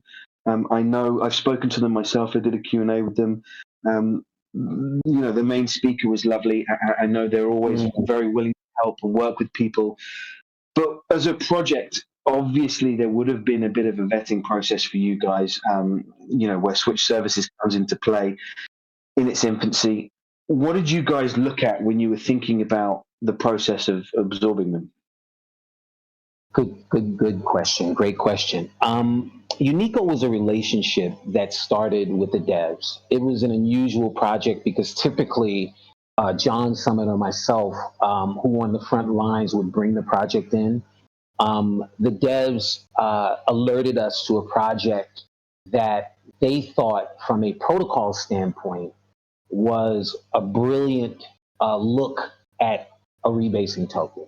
One of the challenges with the rebasing token is that it reaches a point with the amount of tokens being created where it's very difficult to sustain the price. Now, let me separate that off from, in a rebasing project, the price can go down every day, but the value in your wallet can go up every day at the same time as the price is going down, right? As long as, like in the case of TITANO, if the price didn't fall 2% and there were more buys than sells, the value in your wallet would go up, but the price might go down, right? So it's difficult, and that was one of the challenges that we had when people were going, look at the price. Well, you shouldn't really look at a price in a rebasing project. You should look at the value in your wallet. Like what's the value in your wallet? And so people would say to me all the time, oh my gosh, TITANO's price has been it's going down every day. And I've said, yeah, but the reason it's the reason that your wallet is getting smaller is potentially that you're telling everyone what you're telling me. So more people are selling than buying. See, that's why the value in your wallet. Now, I can have that discussion, but I'm still fighting against the norm, which is you want to see the price of your token go up, right? That's the norm.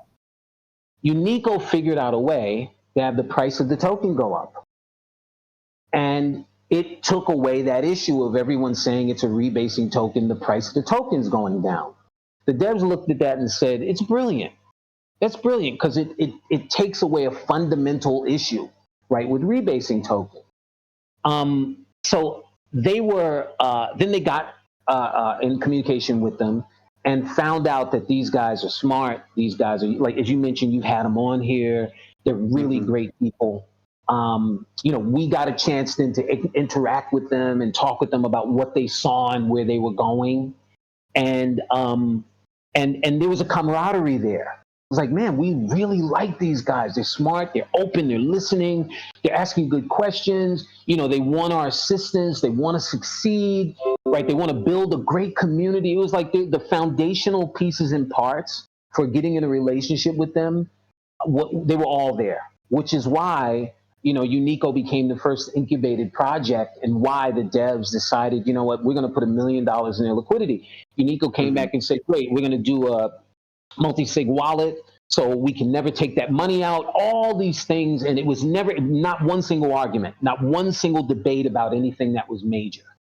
And that set a great foundation. So now you start off and you go down the road and you see who are these people over time. When things are working well, when they're excited because you've given them $1 million in liquidity, and now challenges happen. And what we found was throughout that journey, they maintained, they stayed the same people, and always talked about the community and developing more pieces and parts. And it reached a point when we were looking at launching SWYTCH and moving forward where, remember, the idea of SWYTCH is not to leave a good project hanging. It's to work with the project to try to figure out how it can sustain and what resources we can offer to help you do that. And it just made more sense at one point to try to do it or to move forward as one project rather than two. That's what ended up happening with Unico. Now, when that decision was made, there was a lot of conversation going on, and Summit can attest to this. I was about to ask, was it a long, it must have been a long process to get to this stage. A lot of back and forth, and what does this mean, and how do we do this, and when do we do this, and, and all of these things. And, at the end of the day, what it came down to was there was just more value. As I said, a fundamental piece is having a larger group of devs that they're already on a shorthand with. Since the play hack, I think I said this to you before, the devs are skittish about bringing other people to write code for them, right? Because they hired a guy that wasn't the real guy they thought it was, and this guy put an exploit in that code and came back and stole $2.1 million from play. Now, we got the money back. I want to make that clear. But it shook them at the core that they could go out and hire someone that they thought was the person. It was a different person, and this could happen. And they began. One of the reasons why things were so slow after that, because they wouldn't hire any other devs. Like, nope, not doing it. In fact, the team that they went out and hired was in the same city. Because they're like, we're not going on Upwork or any of these other places, or some people over in Dubai, or no. We want to be able to go into somebody's office, look at them in the eyes, and know that if something goes wrong, we're coming to see you. And it took a long time to bring other people in. So when it was, hey, we can bring in the Unico devs and bring them over here and we're in a shorthand with them, and they were so enthusiastic about it, that's a major plus going forward for Switch. The other thing is the communities were similar. A lot of TITANO holders were Switch holders. Mike, who runs their Discord, is fantastic. We didn't have to train him on how to treat the community and how to be a good community manager. He's already there. Mm-hmm. So it just made things easier to move forward, and we get to grow our community, right? We got to bring those holders over. And that's when were the rumblings first starting for you guys to start this process? I imagine a lot of conversations, many hours of talking, but are we talking a couple of weeks ago, a couple of months ago? When did you guys really first start having this chat? It was not that long ago, but what happened was, as we were looking at Switch and looking at building things out, right? Because one of the conversations was, wait a minute, if we take away the only project that we've listed on Switch, we don't have any projects listed on Switch, right? So there was all of that. What message is this going to send? All of these sorts of things. So there was a lot of back and forth, right? And also a lot of concern around, how do we best position ourselves going forward? And so there was a lot of yes, no, maybe, let's look at these factors. But, that's always the process, right? I think people, and this is always funny to me when people go, oh man, you guys, David, you're always defending these guys. I wish you could see some of these conversations that we have, right, Summit?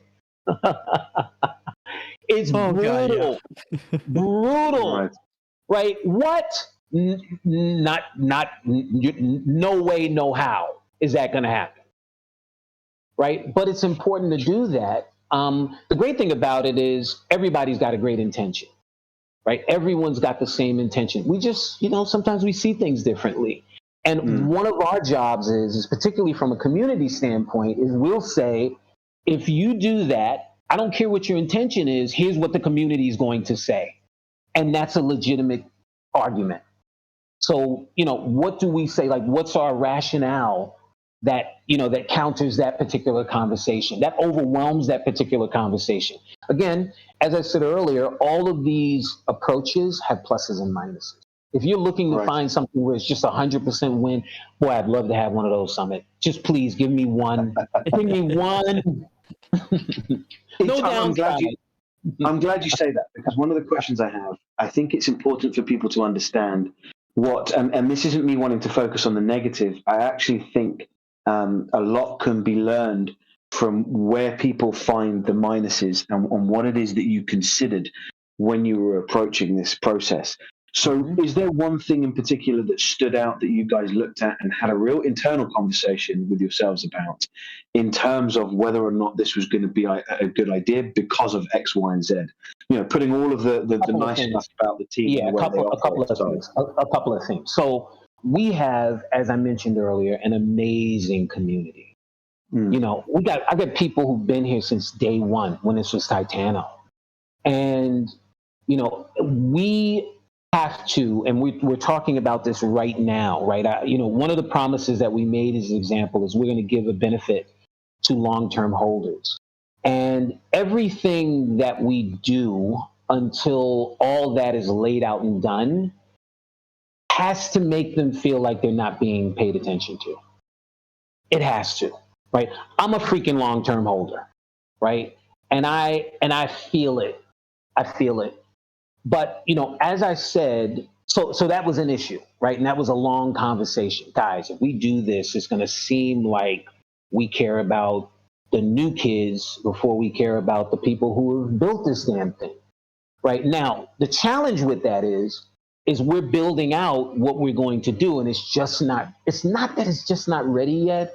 We want it to be a separate thing, a special thing, We want it to have its own sort of level of attention because it deserves that, because we really, really, but it was a major issue and it was a major concern. And I got a lot of that pushback from the OGs. Hey, man, what the hell, David?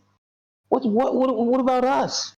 Right? If it wasn't for us. So that was an issue for sure. The second issue is where is Unico? Like, what's going on? And what I say to that is, my only issue with Unico is it doesn't have use cases that are revenue generating. Most projects in DeFi start out with no real revenue generation, right? They've got this model where they're distributing tokens and they're causing inflation, right? And the reason for that, again, is if you look at a cryptocurrency, the first thing you need to do is you need to get that token into the hands of people, right? And that should take precedent over revenue generation. Maybe not much, but it should, right? If you think about when paper money first came out, right? I use this example. There must have been a time when, if you and I were used to trading in gold or cattle, right? You want corn and I want cattle, and we go, okay, so give me a cow and I'll give you X amount of ears of corn. And all of a sudden someone came with a piece of paper. It was like, what the hell is this? Right? So I would bet at some point they were kind of giving away money. And hey, look, use this. And then probably the government came in and said, well, you got to use it. And it's like, well, I don't have any. Well, you should have got some because we were giving it out. So that's what happens with these projects in the beginning, right? So that's what their focus is. I got to get this token into the hands of people and make them get excited about having it. So Unico did that. And there wasn't enough emphasis on now what? Now, someone could argue, maybe Unico could argue, well, David, we weren't finished, right? But Unico started trying to pivot to their second one. And like I said, we're going, well, we've got like huge revenue potential. So bringing them on, we're at the same point practically. Bringing them together, having a bigger community, having a stronger community, and these devs makes sense for everyone. So there was that, like people going, Unico, well, I don't get it. And what I was saying is, we're at the same point. Unico was pivoting to a V2, and they were beginning to announce these things, and it makes Unico stronger by adding on to what we're doing, like this perpetual DEX that Summit is talking about. It makes them stronger, makes us all stronger. So those were two of the big things. Our long-term holders, concerned about them and them feeling like they're not being paid attention to. And again, I reiterate, something's coming, guys. And the reason it's taking more time is because we're trying to get it right. And then the second part is, well, why, what do you guys see here? Like, what are you doing? And I'm trying to explain. And again, it's never 100%. It's never all good, right? There are risks and there are downsides to all of it. But we felt that the upsides certainly outweighed the downside. So one of the downsides that people have noted, and we've already spoken about price, so we won't kind of hammer down on this too much, but once the switch happened and the DTP was no longer active, people could sell. And there are a lot of people saying that, that's a big catalyst for the sell-off that happened, the price dropping quite significantly. I wonder, did you guys anticipate it? Do you feel maybe it was a lack of... Okay, you did anticipate it. How did you feel the community was going to react on the basis of what happened? That's a good question. How do we feel the community was going to react? What did you anticipate from the community? We anticipated that the community wouldn't what's the best way to say it? That the community, well, let me answer it another way. So what we've attempted to do, right, with everything that we're doing is, like we're doing here, is giving reasons and our point of view, like what we saw. As I mentioned, everything has a cost. Let me bring up a big cost. So we're going from stage 1 to stage 2. And right now there's 500% lock staking on stage 1. What that does is it rewards holders. It does what we want to do, which distribute a lot of tokens amongst the holders, so that when we go to stage 2, those tokens will have an ability to make them great passive income, right? So that's what's going on right now as we're speaking. The potential downside of that is there will be tremendous sell pressure when we move off this 500% staking. That's a reality. That's not sugarcoating. That's not trying to talk around it. That's a reality. So here's the question. What do you do? What do you do knowing that that's going to happen? You weigh the options and you say, is the benefit going to be more by us doing this? So a bunch of people will dump and leave, but the people that remain will be rewarded more as a result of staying. So when we look at all of these issues, we have to weigh the pluses and the minuses. And what we always try to do is, again, appreciate that there are going to be minuses. But if the pluses outweigh them, then it's a good decision. It's a good decision. So, yeah. So none of this is perfect. Listen, there was this big discussion. People, it's a part of how it goes. I can't tell you how many messages I got, how many conversations I got in where people were saying when we went from TITANO to SWYTCH, the token was going to dump. Didn't matter what we do. And it didn't happen. No one remembers that. No one remembers that. My point is that a lot of these things, you can anticipate, but like I always say, these are experiments, and we're trying to do our best to make a successful experiment. I know you've spoken on, sorry for jumping in, I know you've spoken on education, and one of the things that you guys are really going to be focusing on is having some education for the community. Do you think if you guys were a few months down the line and were in a better position to educate the people coming from Unico, that holding rather than selling would have been more beneficial to them? Do you think the outcome would have been slightly different in terms of the amount of sell pressure there was? I don't know. And are you? I don't know if that's the case. Okay. And the reason I say that is because one of the, I think, downsides, like one of the things that all projects suffer from, right, is the mentality of an investor. And I've said this before. It's because of the projects. I don't blame the investors. If you feel like you need to get out, you need to have a light trigger finger, right? Like, man, it's our fault, right? Because we haven't done enough to calm investors down, to give them enough good reasons to give us another chance. And, so we're going down that road, but would we have been able to do that? I can't say if that's true or not, but what I can say is we're dedicated to being able to do it. Right. But this is another reason why we're looking at like working on behalf of all the industry, because everyone's got to do that, right? What happened with TITANO when our price went down so precipitously is that a lot of people had FOMO'd in from other projects, and they had horrible experiences with those other projects. They came into TITANO hearing, boy, they got this great community, great project. It's defying the odds. The market's going down, TITANO's going up. But they had that mentality from those other projects. And so when they came in and saw the smallest thing, a YouTube video by a guy who's going, man, this project's over, they were running. So, that's the reality that we're all operating in, which is why, when I see people spreading FUD about TITANO, other projects, I reach out to them privately and say, man, what are you doing? You're not making it bad for us. You can't do that, but you can't make it bad for yourself.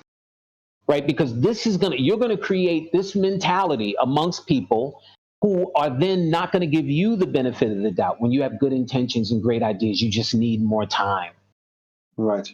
So it's something I think we got to take it on. And, it like with what we're talking about with SWYTCH, right? Yeah, this is a change. This is not that normal win Lambo and how's this going to happen? And we're going to try to do something that's unusual. We're going to try to take a quote-unquote degen project, fringe project, and we're going to try to get right in the middle. If people ask me, well, David, how do you know when you do it right? when we do this right is when this project is moving with the greater crypto market. When our ups and downs are like that, like Ethereum, that's how we'll know we've gotten to the place we want to be with this project. It's going to take time. It's going to take maturity by us. It's going to take maturity by the investors, where they're not going to hammer and, hey man, price is down 8%. Listen, man, Ethereum's down 9%. So what do you want me to do? It's a process, but we believe, and this is not just, on some blind faith, but this is from listening to the community. This is what we want. We want stability. We want long-term value. We don't want a Lamborghini that we then don't have the money to maintenance. So it's a process. It's a psychological one. So even with Nico, you got to take these bold steps. You got to say, there's a benefit there. There's a downside, short-term downside, but there's a long-term benefit. We can't say that we're interested in doing that, but then our actions don't reflect that. Our actions reflect it. And as people have come to me and said, look, these are the benefits that we saw. I wanted us doubling our development team was enough for me. Listen, if we had to do that, it would cost us money anyway. And if we brought in the wrong people and there are hacks and craziness going on, to me, that's the worst scenario. Right. But I'm sorry, just one more thing. I'm not making excuses, and I'm not saying, 100% we got it right. I'm letting people into the decision-making process. That's how it went. And it's clear that you're thinking of the larger picture that you can't speak fully on now. So it does, obviously, and I'm sure you recognize this, put the investors in a state of limbo almost at times. Not all the time, but at times, and I feel your frustration, and I feel it from both of you. I know you don't like to talk in certainties, but one of the things I will say is that education is a massive step, especially for this space. And I'm excited to see what happens in a couple of months' time when you guys are fully implementing what you want to do in terms of educating people. And if this comes up again, how it might be different for those investors coming in. Yeah, thank you for that. We are big advocates of it. We always take on. It's one of the reasons why we love doing these AMAs. We're in the chats all the time talking. By the way, my apologies. I haven't been as available in the chats just because I'm working on some other things. But, typically we're in there. I give these long answers. People are like, oh, my God, David's writing a book. But it's important, right? Because people, you sometimes you have to set up the context. It's a great question. Let me tell you. Let me make sure we're talking about the same thing, because a lot of times we're not. And, a lot of people, it's challenging, right? Because a lot of people feel entitled, right, to have an answer. And sometimes there just is no answer at that moment. And then you're stuck, right? Well, you just don't want to tell me. No, I can't tell you because there is no answer at the moment. And, a lot of the stuff is like cooking. You throw a piece in there and you throw a piece in there. You know what you're making, but you might come in the middle of it and look at it and go, what the hell is that? Right. And later on, it's like the best meal you've ever had. So, we're doing our best, and we're not going to get it right. And we're going to make a lot of mistakes, as we do. But, I think if people step back a minute, they'll see that one thing's been consistent. We're always adjusting. And I say to people, you don't want to have us like changing everything overnight, because then you'd be more terrified of what's going on, right? And we wouldn't be able to get things done. So, this is the nature of things. And I also want people to know, we want what you guys want, right? There's no, we're on another side of the table. We're in this with you. I have a lot of money invested in this project. When the price goes down, I get hurt.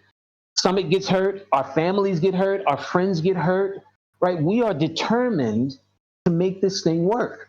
The one common denominator with everyone on this team, and I mean mods to devs, is we hate to lose. And we're dedicated. If it's a Monday or a Sunday, we're all putting the work in to make this thing happen. And, anyway, so that's what's going on in the back of all of this. And it's not going to be right all the time. You guys have to remember too, I get someone demanding one thing and then I get someone else demanding the exact opposite. And sometimes the person doesn't get what they want, and they'll go on, well, I told David we needed to have this, and then I'm stuck. Right. I'm stuck. I know we kind of vaguely touched on dates, Yes. and that you guys don't want to commit to anything, and people are going to start asking, when are we going to start seeing communities or projects incubated? That would be the first question. So I'm going to pick on Summit again with this, because maybe he'll give me some dates. So when are we? And then secondary to that, yes, if you guys get big enough where vetting these projects through your developing team is just too much, and these guys have too much on their plate. Are you guys going to be bringing and implementing a vetting team specifically to do this that is going to follow your protocols in terms of how teams are vetted, or are you always going to keep it in-house? Which question do you want Summit to answer, and which one do you want answered first? In order, and Summit gets to answer all of them. So I can pick them. All right. All right. As far as projects, I think that with people, they think simply because there's nothing listed right now that we're not looking around, which is not true. I get projects sent to me every single day, whether it be from people within the community who are like, hey, I saw this, I'm really close with the team, can you take a look? Maybe it's mods who look at the project XYZ. So I mean, we get plenty of projects. I think all of us, David, John, and myself, have talked with plenty of those communities as well. And it really depends. Does that project have a good vision? Is it something that we can see benefiting our ecosystem? Is it something that we can give benefits to them? So we look at those projects and see, does it fit right now? I know we talk about, hey, we have the permissionless launchpad coming and things like that, where projects can start coming on their own. But when we're looking to get these initial projects out on Switch, we want to make sure that, when we're introducing them, we're giving our community something that's exciting. We're giving our community something that has, a good team behind it, a good vision behind it, not just like fart coin or a poo coin or anything like that. Something that has, a long-term vision, a long-term plan. So hey, wait a minute, Summit. Hold on, Summit. I bought some of fart coin, man. So it's up, by the way. All right. But we're looking in this space. I hear a lot of people say as well, why don't you guys just list Doge, list Sheep, just throw those type of projects on here. And the answer I will always give to that is, nobody's really coming to Switch to buy Doge. Nobody's coming to Switch to buy Sheep. They're coming to Switch because maybe a new project has come out. Maybe that new project decides to put all their liquidity here, and that's marketing for us and marketing for them. It's benefits for them, it's benefits for us. So it's finding projects that are I wouldn't always say new in the space, but not something where it's at such a high level that it just gets lost in translation when people come on here. We want a project that has a community around it, a vision around it, something that's newer that we can build excitement around. Now, as far as when we can start seeing those projects, it's always a difficult question to answer. And it's because for me to say, hey, project 1 is ready to go, and then 3 days later, never mind, we're not actually ready to go. And then project 2 is, oh, they look great, and then 2 of their devs left next week. It's always hard to pinpoint exactly, can we get them on here? Are they ready to be listed? Is there a project, do they fit the criteria that we think would go good with Switch? So there's really not a set time frame because things can flux so much. It's like development, like how I was talking earlier.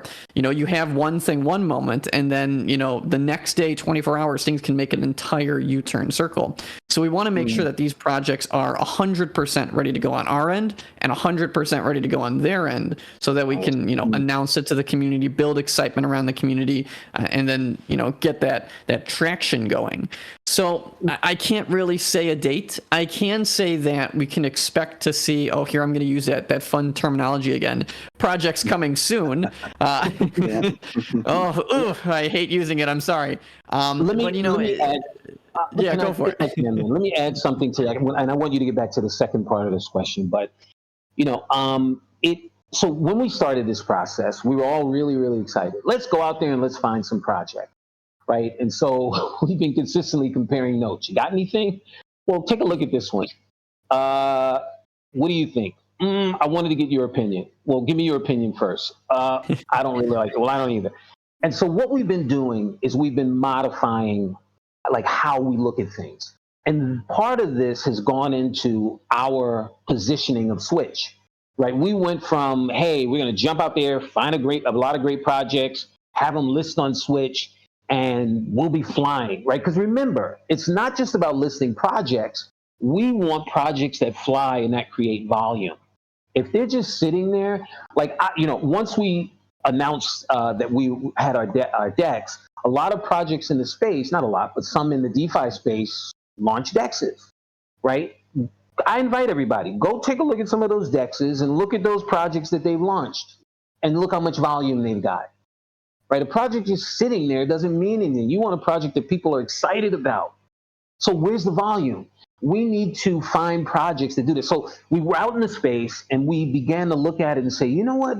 We're not going to find what we're looking for here, right? We're going to have to create what we're looking. We have to throw more into the game. So what we've been doing is trying to figure out, like, what do we need to add to get some of these projects where we need to go?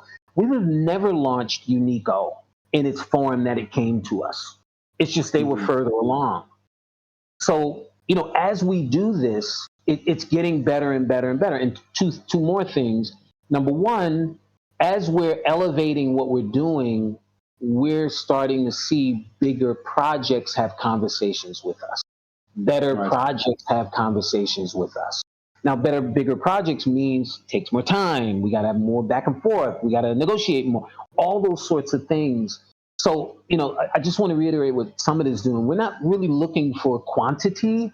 We're looking for quality. A couple of the right projects, and we'll have, again, the volume that we want, and not have to be constantly managing those projects because the devs don't know what they're doing, or they don't know how to manage their community. And now we've created, an additional job for ourselves with no added value coming out of it. So I wanted to kind of add that to what Summit was saying, and then have it be sort of a segue into the second part of your question. Yeah. And I mean, as far as the vetting, I think it's important to remember that we're not KYC. We're not here to get the information on projects and know who they are and hold that information. I only say that because, when people think of a vetting team, right, they think, oh, they're going to go in there, they're going to grab all their information, hold it tight, and then we're a KYC company now. And that's not really what we're looking for. I think while we go through these initial phases of Switch, while we're looking to get more projects listed, if it becomes to a point where, now we're getting hundreds and hundreds and hundreds of projects every single day, yes, no doubt would we expand, but we also have a fantastic team already. Some of our mods, right, have a deep background in crypto as whole, okay, and have really great background as far as what they do outside of crypto. So I mean, turning them and having them be some of those vetting personnel can be something that's used as well. But I think that's just part of any business. You look at the needs of something and you expand as needed. Do we need to increase our staff to account for how much traction we're getting in our channels? Yes, bring on more mods. Do we need to increase our marketing, team because we need to expand to different regions? Yes, bring on more marketers for those regions. Do we need to have more, people go and do outreach, whether ambassadors, people who talk with those projects, business leads. Yeah, if we need that, 100% we would look into that. But I think it's a big stress on knowing that, Switch, right now we're in that element of we want to find good projects. We want to find, dedicated projects. And as we develop and expand further, okay, of course we will open the doors a little bit more, never to the point where we're not looking for quality and going for quantity, but open up the doors a little bit more to make it easier for projects to get on here rather than having to jump through hoops. But while we're in that process of making sure that we're really kind of being more stingent, making sure that these are good vision projects, of course, I think it's an easy answer. Yes, we would definitely bring on more people if it's needed. Yeah, I completely agree with that. Sorry. No, thank you. I think it's also important to remember the first one or two always feel like they're the longest to get on board. Right? It always feels, especially to the investors that aren't in the chats discussing with the projects. They're not on the voice calls. They're not hearing how many have been spoken to already. They always feel like they are the furthest away. And then when, one or two come in and you've hit phase 2, and that's where the exciting part happens, that's when things start to snowball.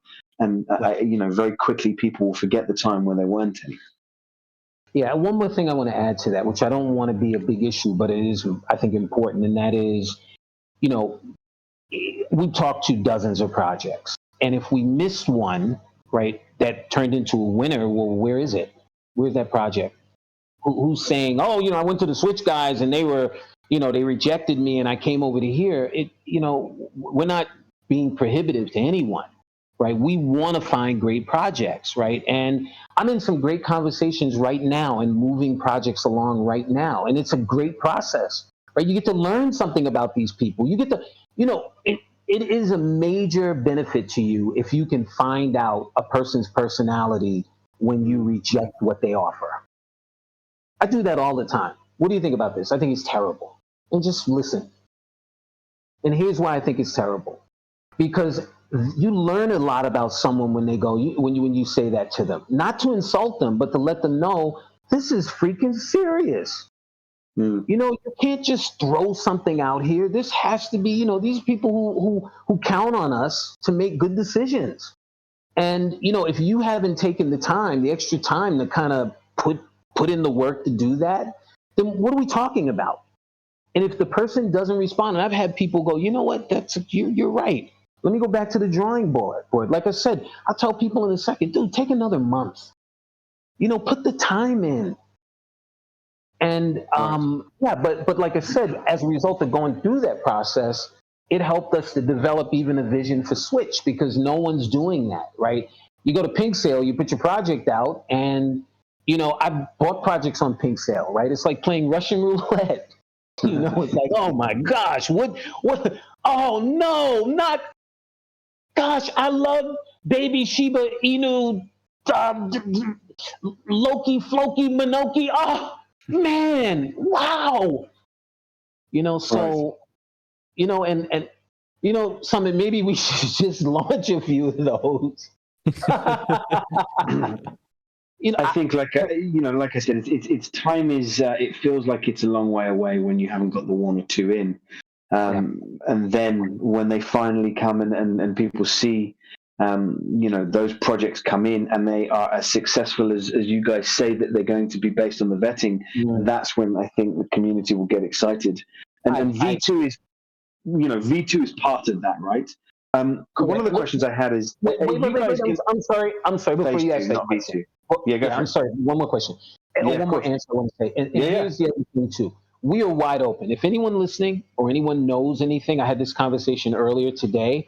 If you guys have ideas for projects, and I get ideas coming all the time, please bring them. We will vet an existing project, a new project. There's no one that we won't talk to, and there's no one that we won't treat seriously. So I don't want anyone to think that we're just, no. That doesn't happen that way, right? We're serious, but again, we're serious and we're helpful.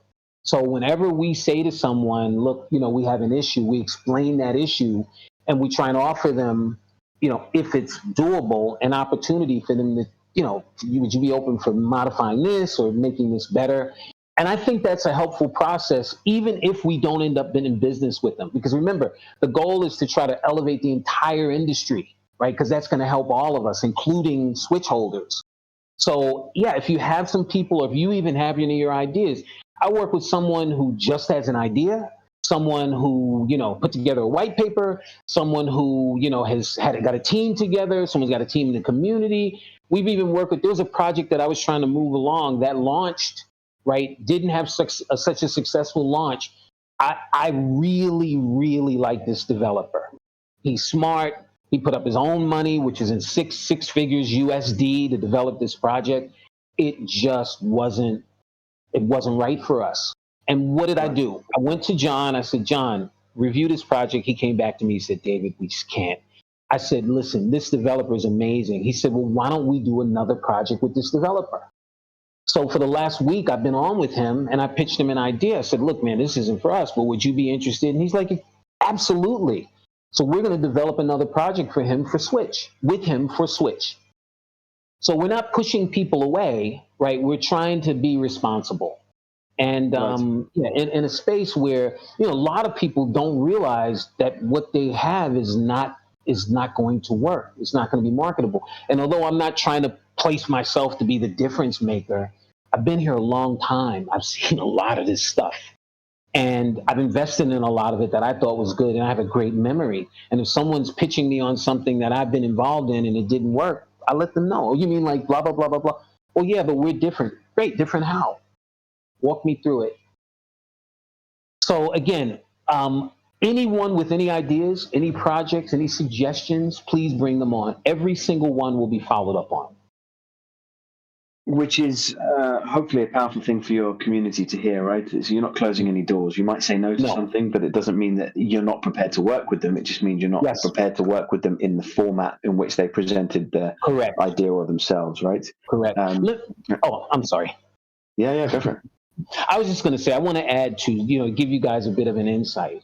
So we are, like the three of us, we're like we fashion ourselves to be deal makers, right? So what that means to me when I say it, if an opportunity comes along and it doesn't make sense for us, but that person or project is a great person, we're going to try to do something with that person or project. And there are a couple of things on the table right now where that's happening, where what they came with, the offer wasn't what we could do, but wait a minute, what can we do? Right? So that's always the perspective, right? That doesn't work for whatever reasons, and we always list the reasons, but you guys are amazing. How do we get in business with you? Because there are things that you do that can bring value to our community, and we can bring value to you. I was in a conversation a good part of the day today with a project like that, where what they're offering can't do, but what about something? Let's get creative here. Let's figure out something. So yeah, it strengthens us by having these partnerships. And that's another thing that's being worked on. It's not just bringing projects to SWYTCH. It's also partnerships. So you'll see some of that also during stage one. You'll see some of those partnerships in action. Well, I look forward to seeing it. I was going to say phase 2 is obviously important. And I'm wondering, will there be a version 2 of the token to plug perhaps some holes that aren't plugged just yet, but do need to be plugged moving forward? Things that are hard-coded that perhaps need to not be? I don't know. Summit, I know there will be changes. Summit, why don't you talk about the changes in the token from phase 1 to phase 2? And I don't know, I'm not a dev. I know, Summit, you do some coding. Is there a need for that? I'll put it in your capable hands. Repeat it one more time for me. I'm so sorry. Who? Which one of us? You. Oh, sorry, man. Me? Okay. Will there be a version 2 of the token? Because there's things like rebasing is hard coded into V1, right? And I just wonder, in order to streamline your process and make you guys more appealing, are you going to release a V2 that takes some of these things out? And just safeguard you guys. Yeah, as of now, there's not really a need for a V2. Okay, the taxes can simply be turned off, things like that. So that's not really an issue there. When we're quick recap, kind of like David was saying, as far as the phase 1 of everything here. Okay. We have a 10% sales tax. We have an ATB system, and it's important to know that ATB system in phase 1 just because it allows you to sell up to 20% every 10 days, as low as 2%. It just depends on your impact to liquidity pool and stuff like that. It is inflationary in that first phase, okay, but it's all really about accumulation. We have that ATB system right now, so you can only sell a certain amount because the goal is to accumulate tokens, but you can still sell when you'd like. We want more people to get tokens, which is why we have that fixed 500% APY staking. We have that, that sales tax because right now we don't have, the real yield in play just yet. So we have that sales tax to help, fund the project, put money back into our pools and everything like that. But when we get to that phase 2, all of that really disappears. It's not fixed staking anymore. It's a variable APY and real yield. We don't have taxes anymore. 0% buy tax, 0% sales tax, no more ATB system, no more transfer fees, anything like that. So it really goes into kind of like a classic token, a standard BEP20 token type of thing. The need for any type of transition it isn't needed, though. That we don't have to go to a phase 2, or I'm sorry, a V2. Could that be something in the future? Sure, definitely could. I'll say it again with development and upgrades. Look at your phone. There's always going to be a new phone coming out in the future. And then that's just how you stay relevant. You change the code to be more efficient, more optimized, add better logic to it, things like that. Okay, so there's always that room for growth. But when we make this transition from phase 1 to phase 2, there isn't going to be a need to airdrop everybody like another version of the token or anything like that. It'll all be the same token. I think, could a V2 be in the future? I wouldn't say it's going to be in the near future, anytime soon. It just really depends on, do we need to adjust something? Is there something with the current elements of the token that we can't adjust without a different version? And we're not there yet. We don't need that yet. Summit, let me add one critical thing that you left out, not on purpose, is that when we go to V2, we have a fixed supply and we go deflationary. So that is a critical point. So up until V2, we are inflationary, and then when we switch over, right, all of the minting stops. All of the token minting stops, and now we go on deflationary. We do buybacks and burns, and we start limiting or lowering the token supply. Right. So that's a major step forward. It is. Okay. Good answer. There's not a need for it now, but you are prepared to revisit things as and when you feel there is a need for it. I'm aware that I've had you guys now for 2 hours and 15 minutes, so I'm going to start to wind down a little bit. One of the things that, and again, I'm going to credit Nismo for this. One of the comments that he's making is that he feels you guys do a really good job when you're in these conversations, but they can often get thrown away or missed. And he's really craving more announcements in terms of, what you're doing this week, whom you might be speaking to, or how many people you might be speaking to. Right. Along with that, he's really also keen to find out if there's going to now be a consistent, more coordinated effort on social media, websites, Twitter, I assume, whatever other platforms you guys are on. So what's the kind of response to that? With regard to consistent information, we're pretty active. One of the things that we do is, the Summit handles all of the communications and the mods on all of our socials, right? Or let me say in Discord and Telegram.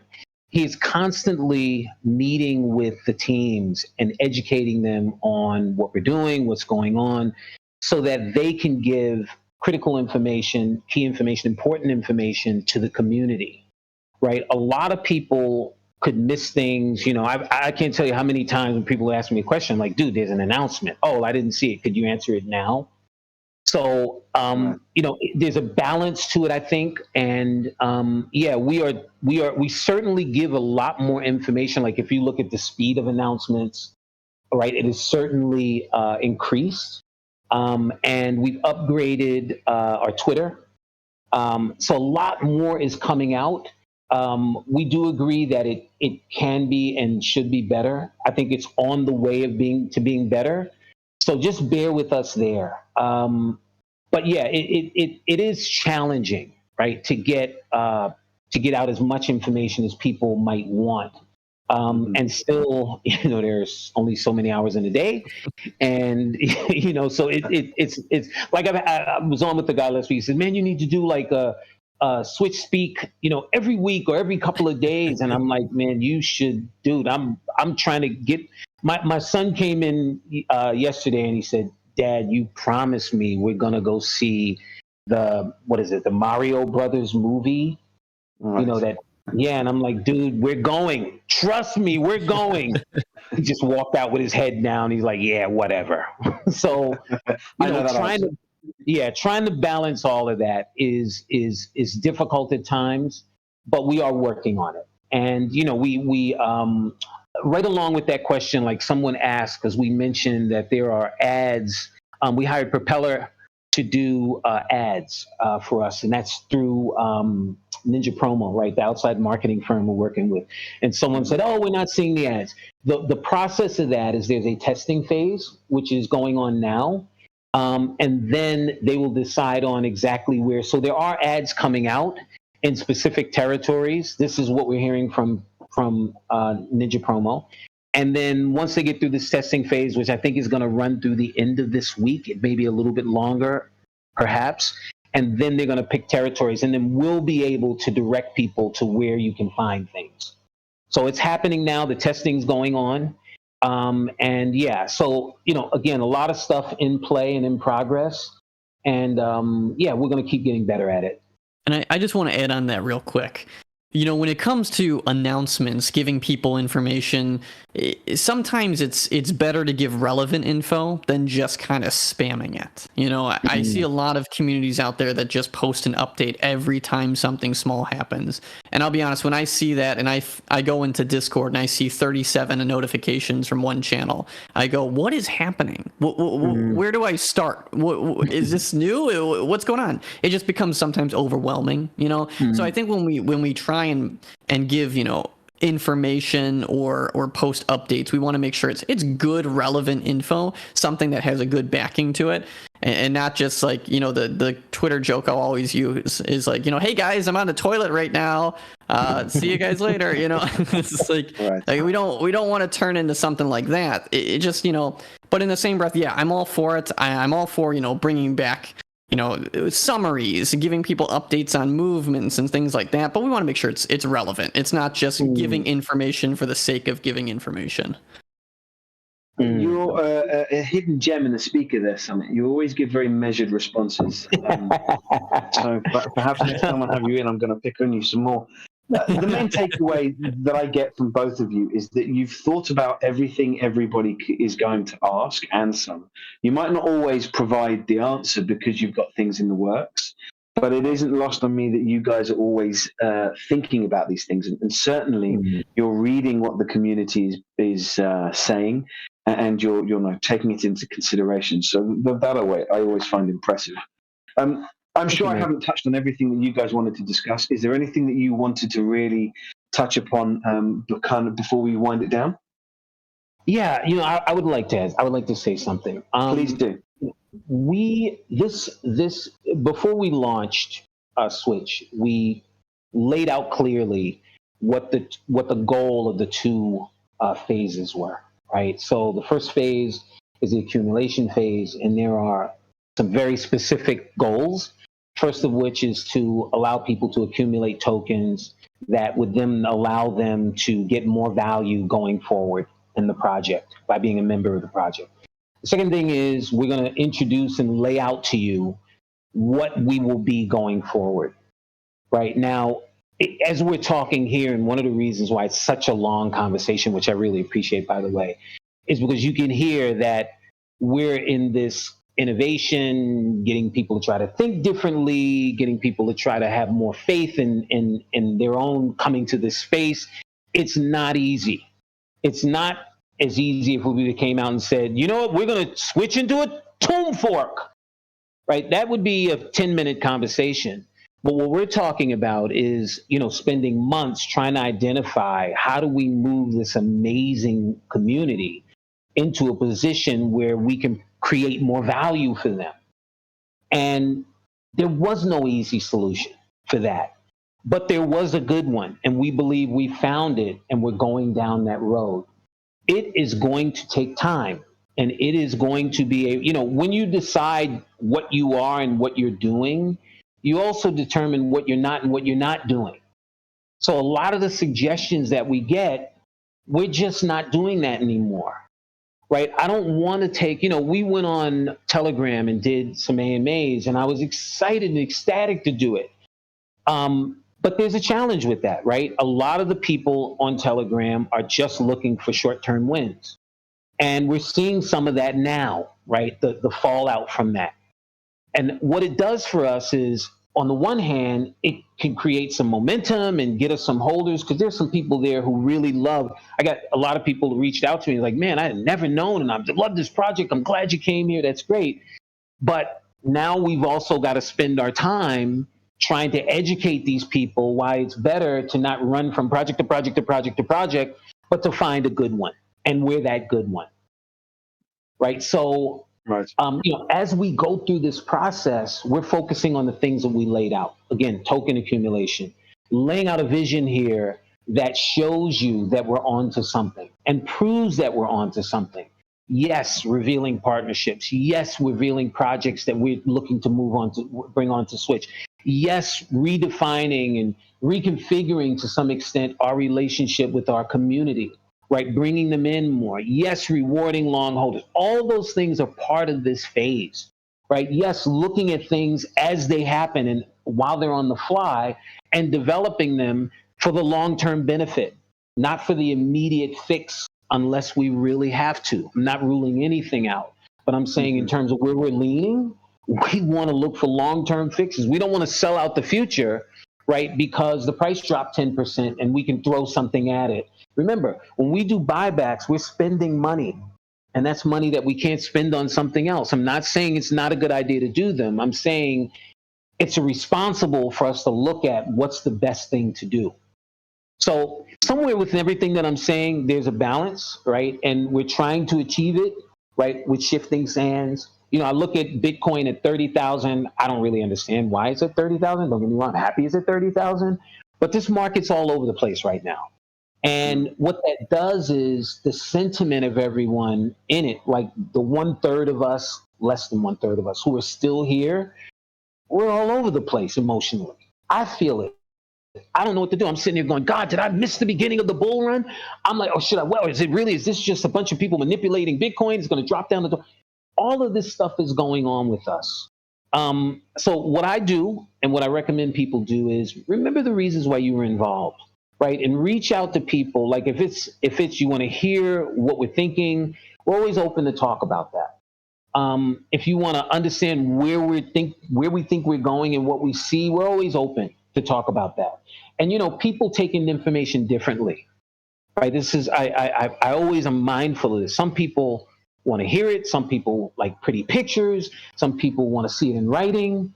And so, a lot of people won't listen to these AMAs. A lot of people want to see it in writing. A lot of people want, just give me some graphics and all that sort of stuff. This is why you see us do all of these things. So you may not hear that thing that you're looking for, but maybe it was done as a graphic, or maybe it was done as a text, right? All of these things are going on, and it's not complicated, but it certainly is doable. We are up for the job. We need a lot of help. We need a community that's behind us, and that is, complimentary and critical, right? That's asking questions and that's making demands. That's keeping us honest, but at the same time, that's considerate over, look, we're doing our best here. This stuff is not freaking easy. And, but we're up for the job. And I believe strongly that, based on where we're going and the decisions that we've made, we are better positioned to reach our goals than we've ever been. I believe that. And I think the entire team believes that. But, again, we just need the time. We need the support. So your community here is appreciated. The Titan/Switchers community is appreciated. Without you guys, none of this would be here. None of this would be possible. So you are respected and appreciated, and please keep your support, your questions, your criticisms, your comments. Keep them all coming because they make this project better. Thank you, guys. Thank you. Very well said. Thank you, man. Oh gosh, I don't know how I'm supposed to follow on that. No, I mean it's the one thing I will say is with any crypto project and especially where we're going, it's a long journey ahead. It really is. So, I mean, I appreciate everybody that comes along this journey. I appreciate everybody that gives us those suggestions, those pieces of feedback. I love being here, Mad Hatter. I love joining in, and I can't wait for you to roast me more in the future, or bring me into that room and mute David, and then it's just you and me. You got the spotlight on my face, and it's all over after that. Yeah. Well, But no, I'm definitely pushing for that alpha. I can tell you that. There you go.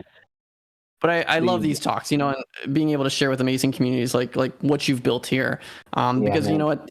Day, this crypto space, we're all in this together. I know projects love to and communities love to just go like, we're better than this, or we're better. We're all here, for the same reason. We're all here to see some amazing things happen. So I'm excited for the future from us, and excited for the future for crypto as a whole. And thank you so much for having us today.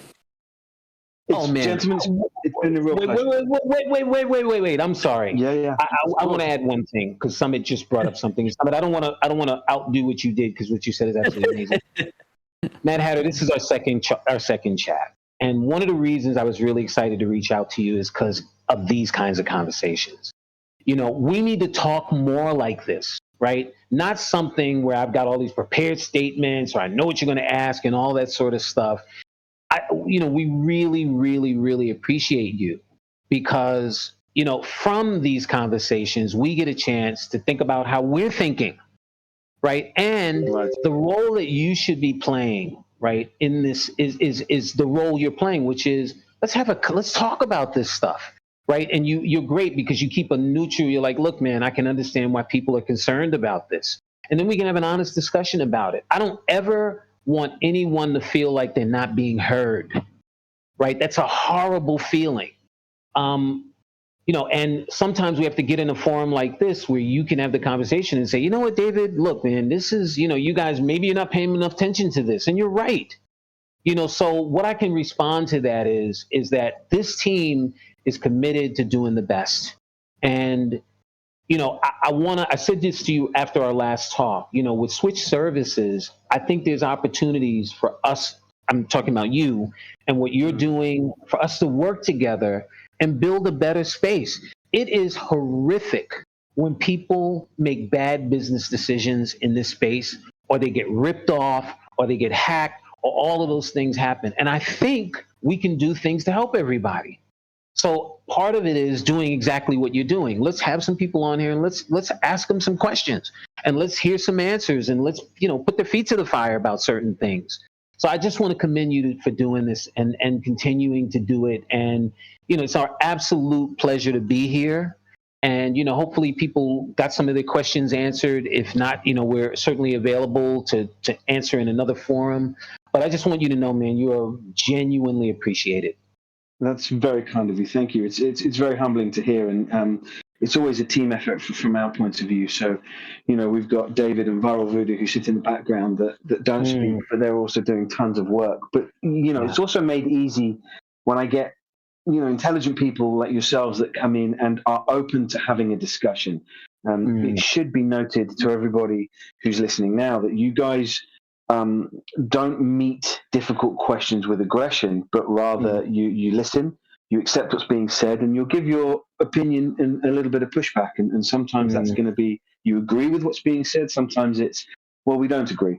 And I think there's a lot of power to that. So no, it's appreciated to have you guys in, because if we didn't have protocols and people like yourselves coming in to talk to us, then we wouldn't be much of a space. So thank you guys. Thank you, man. Thank you, everybody. Thank you, everybody.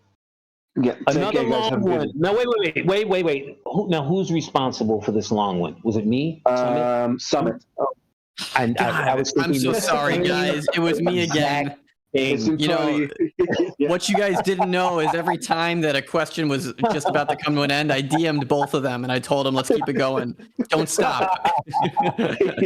Oh, next time we're going to hit the 4-hour mark, I think. Yep, that's our next goal. Thank you, guys. Thank you, everybody. Thank you, everybody. Thank you so much.